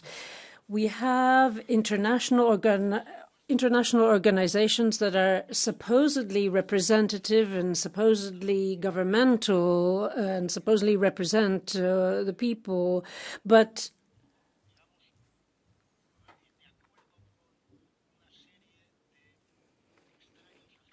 But what they actually are private agents, and we have private platforms, anonymous interests, and they have decided how all the citizens of our planet should live. They have decided that we need to eliminate whole industries in the same way as we're doing away with agriculture. We're now going to have to do away with the automotive industry. I see I've run out of time. But I don't want to leave without underscoring the fact that this is a totalitarian approach.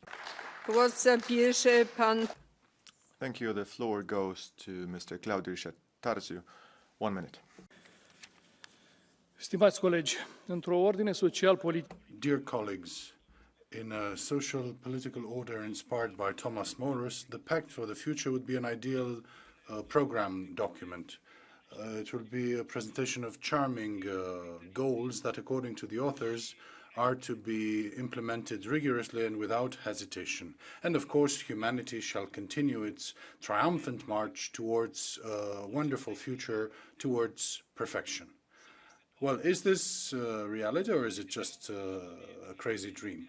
It is not the first time in history that certain elites that hold the power pretend to hold the whole truth and behave as if they hold the truth. I don't think there's anybody in this room who does not want peace, rights, equality, prosperity and development. But this is not what we're talking about. We are talking about an ideology.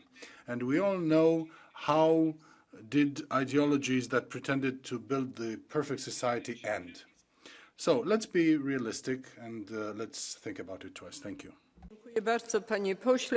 Thank you very much. The floor goes to Madame Lövin for 1 minute. Tack, fru talman. Thank you very much, Madam President. In 2015, I was in the UN representing Sweden as a minister. There was a lot of hope and optimism in the room. People were united behind a global agenda and a vision for humanity and for our planet. Today, it feels as if that optimism is very far away. We see more conflict. We see more people, refugees, more than ever. We see backsliding on women's rights. We see the threat of the climate crisis that is already upon us. It is harder to see how we solve our common problems, but I think that we can, but only if we work together. Global cooperation is important because alone we are not strong. So I have some concerns that the new Commission is just focusing on the EU's own interests and not solidarity. Solidarity is one of the founding principles of the EU, and we must continue in that vein. Thank you. Thank you very much, Madam Kilonen. 1 minute 30. Please.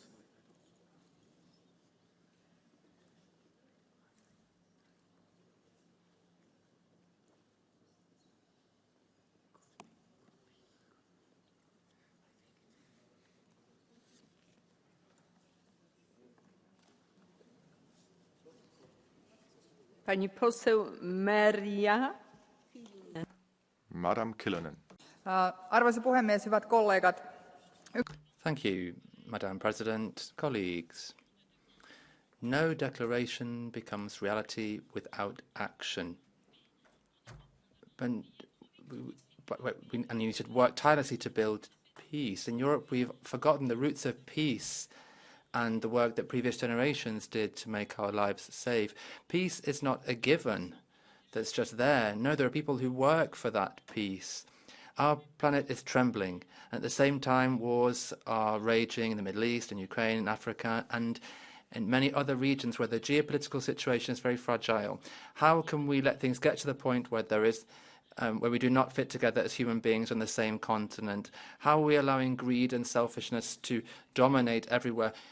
Hate speech, constant revenge, a spiral, genocide is happening before our eyes, and we are just we're just shrugging our shoulders. What would Spinelli, Schumann, Weil, and many other builders of peace in United Europe say about this. They worked to end all of the horrors of the World War. They defended the fundamental values on which the EU is founded: freedom, democracy, the rule of law, solidarity, and protecting everybody in a society. We have a debt towards the past generations and future generations. We need to give Europe back its role as builder of peace. Thank you very much, Ms. Laikova. 1 minute.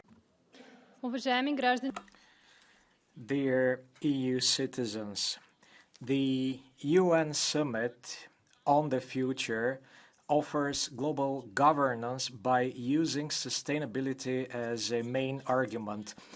Very often we hear that we strive for growth, but it is very rarely that we get explanation why growth is needed.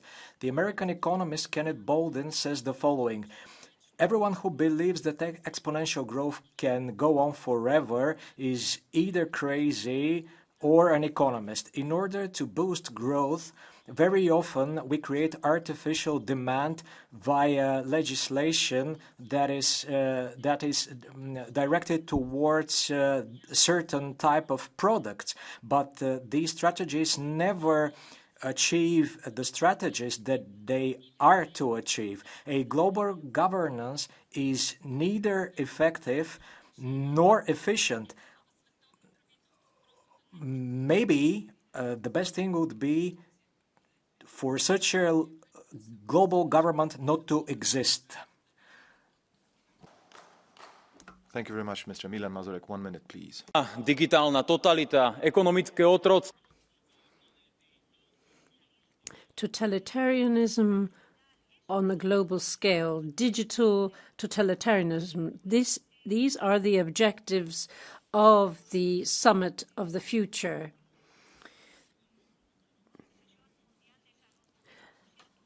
The pact also looks at WHO issues. It's as if we were in an economic forum where all, like Klaus tells us, that we have to be happy. This is about totalitarianism. We're talking about protecting the planet, and we have other similar titles, but at the same time, we are banning internal combustion engines. A real goal would be to have transport, public transport, that works properly. It would be valid to think about poor people who also have should have the freedom to have a job. We've overcome the pandemic, and we've already seen what the global plans are about. We're always going to fight against them. Zabierze pan poseł Francisco José Milán Mon, 1,5 minuty. Muchas gracias. Mr. Milan Mon, 1 minute 30. Nacional está muy lejos de ser el mundo más pacífico, más próspero y más justo, objetivo de la famosa declaración del... More fair, more just. If we look back at the declaration adopted in 2000 by the United Nations, this is a difficult and dangerous period. There's more and more challenges such as pandemics, organised crime, climate change, and slow economic growth. We are seeing wars and conflicts worsen around the world as well. We have this pact for the future, but paradoxically, the situation in the world and in Europe feels like we are going backwards to the past, particularly when we look at the terrible war of aggression perpetrated by Russia against Ukraine that's been going on for the last 2 years. If we look in our close neighbourhood, the conflict in the Middle East after the attack on Israel a year ago, we see that escalating, and we don't know how far that's going to spread. If we look at Article 8 of the Treaty of the Union, increased prosperity and well-being in our neighbourhood seems further away than ever.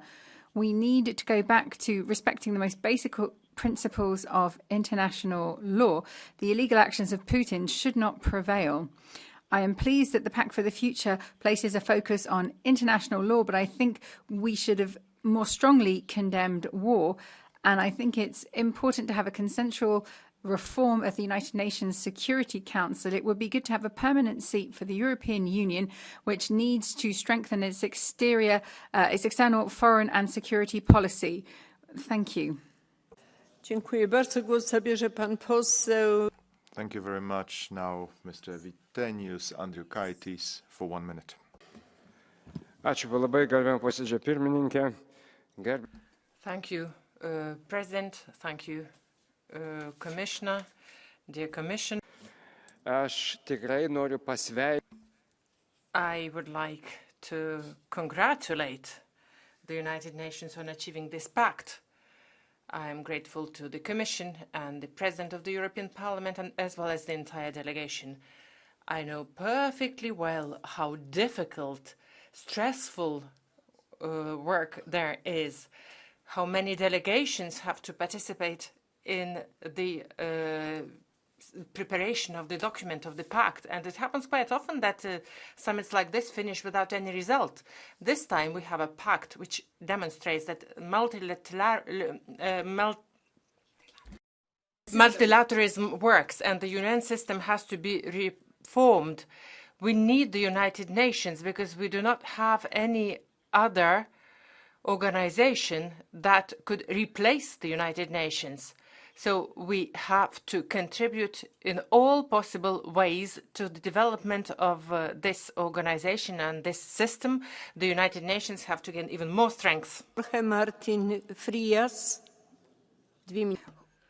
Thank you, Mr. Frias. 2 minutes, please. Muchas gracias, señor. Thank you very much, Madam President.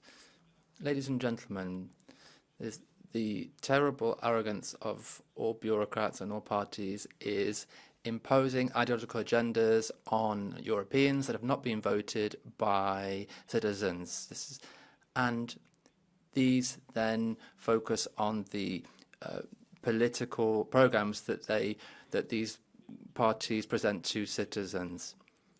It's not about freedom or equality. Spanish people may ask, are they richer or poorer than they were in the past? Do they live better than their parents? And housing is a luxury item now.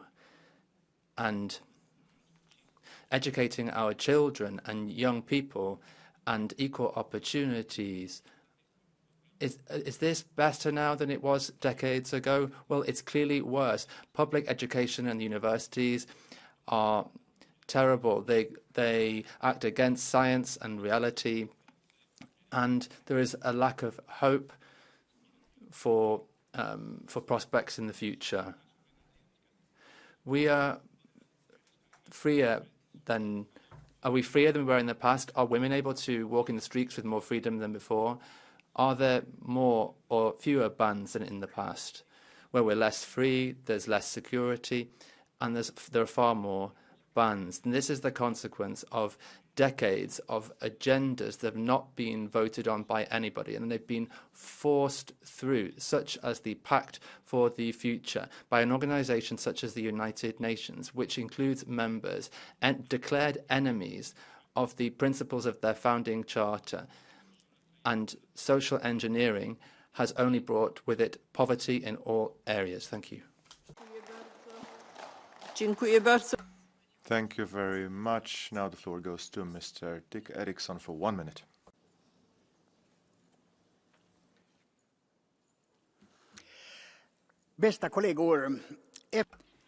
Dear colleagues, the UN's top meeting is meant to show global leadership. We're supposed to be improving things for millions of people, talking about the positive contribution of migrants, but we're not speaking about the violence that's being unleashed because of migrants in certain countries.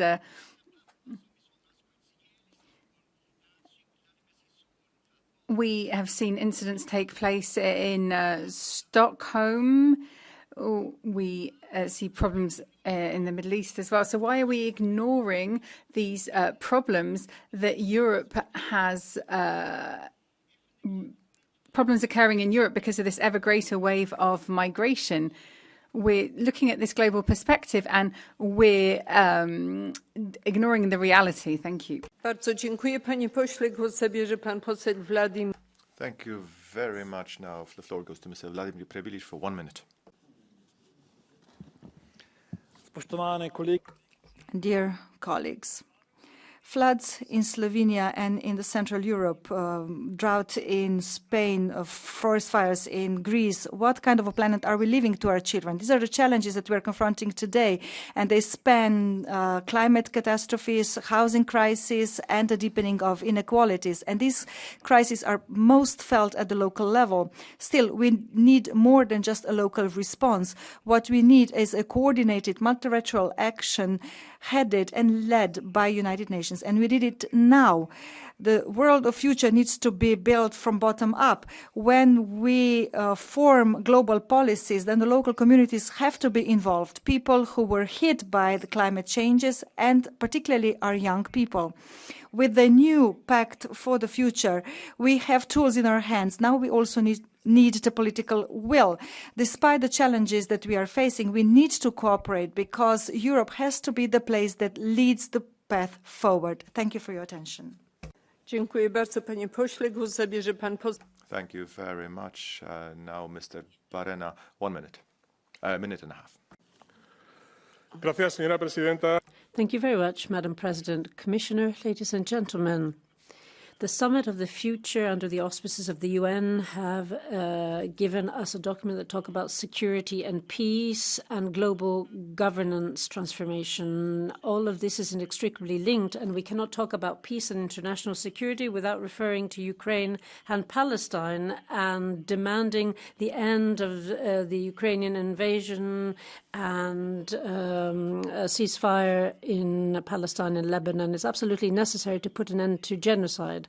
International security and peace stem from respecting international law. We cannot violate international law without consequences. The invasion of Ukraine flouts international law, but the same should apply to the invasion of Lebanon and Gaza and the occupation of the Western Sahara by Morocco. But up to now, we're applying international law depending on who is flouting it. Russia is the enemy we want to get rid of, so that's one thing, but it's different when it comes to Israel because they are NATO and EU allies. We cannot accept these double standards. We have to confront Morocco and Israel in the same way as we do Russia because all three are violating international law. Denounce the Moroccan occupation of the Western Sahara, and Mrs.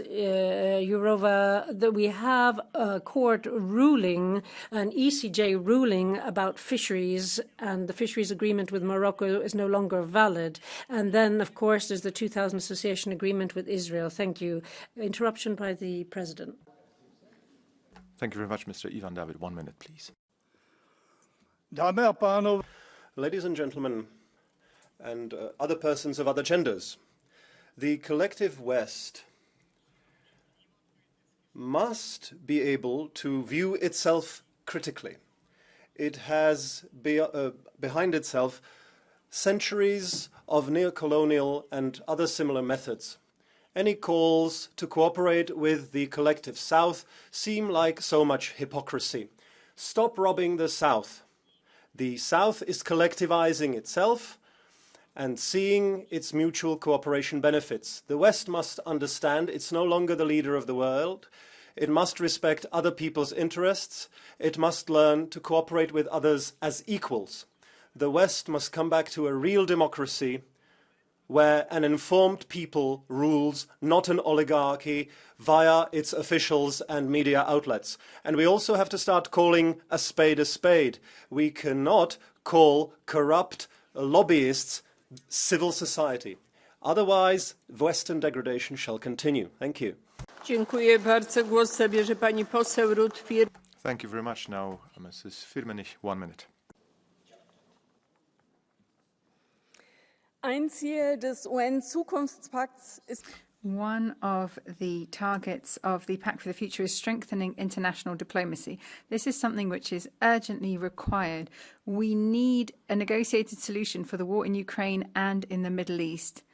The United Nations can and should play a central role. We do not want the extreme right regime in Israel, a regime that has not allowed the Secretary General to come to Israel to prevail.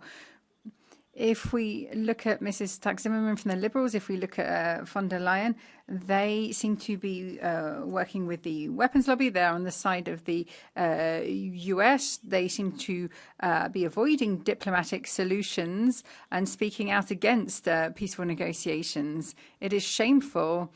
We had 10,000 people who came out to protest on the streets against war. We see more and more weapons being sent to Ukraine and Israel. There's an increasing risk of escalation and a world war. We can only solve problems through diplomacy and negotiation. Bierze pan poseł Nicolas. Thank you very much. Now, Mr. Pascual de la Parte, 1 minute 30.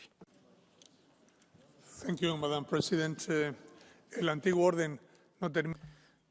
Well, the old order has not died, and the new order has not just been born. We are in a transition from the old order, transition to effective multilateralism involving collaboration and cooperation on the rule of law. And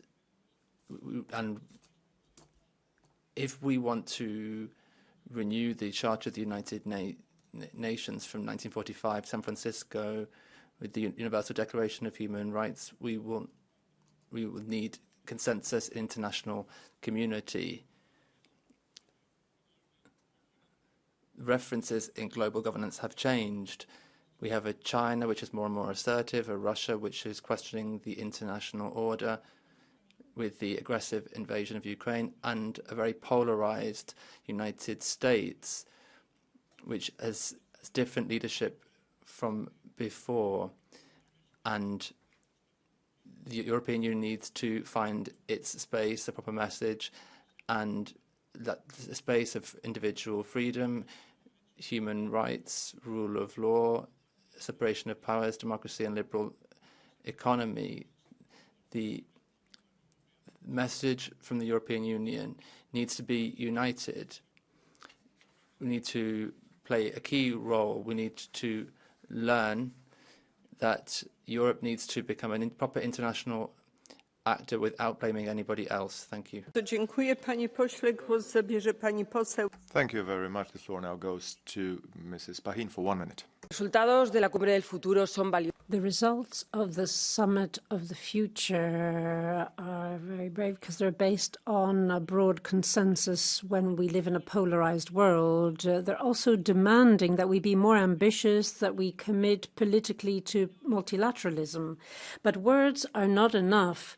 We have to have proper commitment with financial commitments and political commitments, as certain member states have done, including Spain. And we want the EU to step up to the plate as well. We've got to defend the principles in the Universal Declaration of the United Nations. We've got to condemn the flagrant violation of international humanitarian law in Gaza and Ukraine, as the High Representative did today. We have to fight for gender equality once and for all, starting off by making sure that the next UN Secretary General will be a woman. It's about solidarity, it's about the future, but also because we need to be smart. There cannot be prosperity for us if there isn't prosperity for others. Głos zabierze pan poseł André Rouget. Thank you very much, Mr. Rouget. 2 minutes. Madame la Présidente, Madam President, dear colleagues, the Commission has made huge efforts to ensure the benefits of production in New Caledonia for nickel. This is a mineral that's needed by China as well. Now, does the European Union really have a clear vision? It has not shown its solidarity with France when it comes to foreign interference in its overseas territory. The Commission needs to speak on our behalf when it comes to this sustainable development. Our group appreciates the sentiment to fairly share energy resources. France has a lot of experience in this matter, where strategic knowledge and resources that are possibly poor exploited overseas, and it can help contribute to the sustainable development of our continent. Coming back to the nickel from New Caledonia, this is a strategic raw material for creating batteries for our automotive industry and will be very helpful in our energy transition. So I say this here once again, New Caledonia is helping to contribute to the strategic autonomy of Europe. So we need to act in favor of our common interests and that of the Pacific region, which would lose a lot if there was a de facto annexation of this territory by a hegemonic power. The EU needs to guarantee a future for the New Caledonian nickel production industry. We would like an association agreement to be adopted between the EU and New Caledonia, as well as intervention of the European Investment Bank to help this territory. We need to move from words to actions to ensure this nickel supply for France and for the EU. We want a safe and respectful supply for the environment. Thank you. Thank you very much. Now, Mr. Bosanas, 1 minute. Zahvaljujem predsjedavajuća, poštovana povjerenice.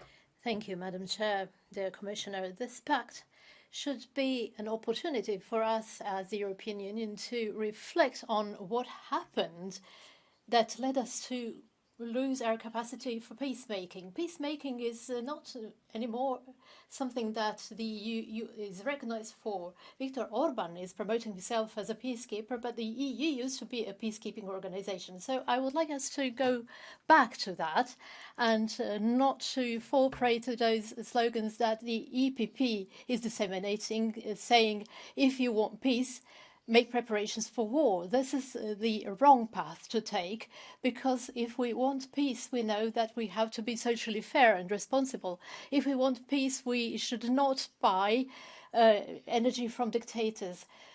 We need to move away from those who advocate violence, and if you want peace, we should not support anti-democratic behavior. So let's support peace rather than admire war. Dziękuję bardzo. Głos zabierze pani poseł. Thank you very much. Now, Mrs. Morace, for 1 minute 30. Thank you very much. The Pact for the Future is very captivating as an idea, but it feels like it could be a marketing ploy when it comes to the problem. So my question is, what would a child think of the pact? Because the child is at the heart of this. A child would want love, but unfortunately, this kind of tie isn't recognized, especially when it comes to rainbow families. 149 million children suffer from malnutrition, and yet a child in this pact would want food, and a child would want to be allowed to play with their friends. But the answer would be no, it's too dangerous, because at the moment there are 55 armed conflicts between states. This is a historic high, a historic record. So before we think about the future, let us work hard to have a better present, where peace isn't constantly being betrayed, where the right to housing, the right to food and education aren't denied to people. The Pact for the Future needs to be able to answer these perhaps naive demands, but genuine demands put forward by children. Let us bequeath a better future than the one that we live in today. Thank you very much. Now, Mrs. Rotnet-Vedalova, 1 minute. Vážené kolegyne, kolegovia, tento summit a vlastne dnešná debata. Thank you, colleagues. This summit is a global agreement. We need sustainable development, and I think that the United Nations will play a key role when we talk about the future. However,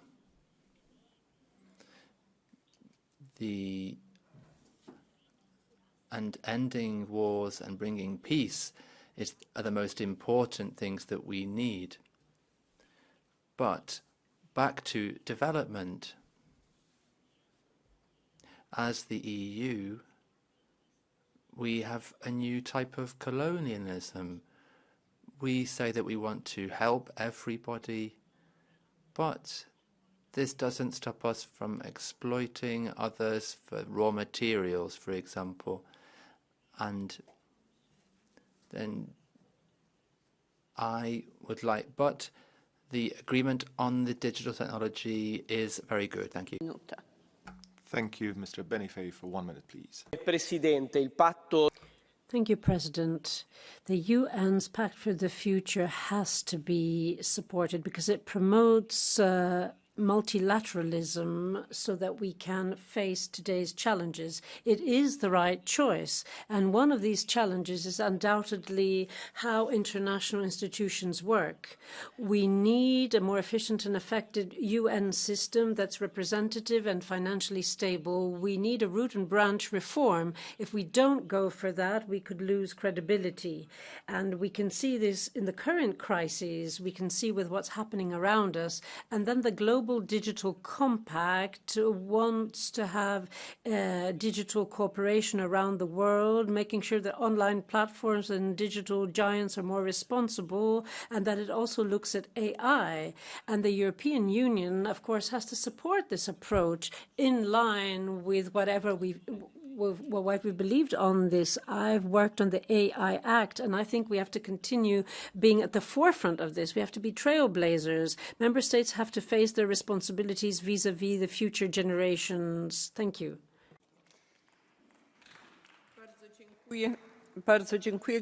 Thank you very much. The floor now goes to Mr. Moreira Dessa for 2 minutes.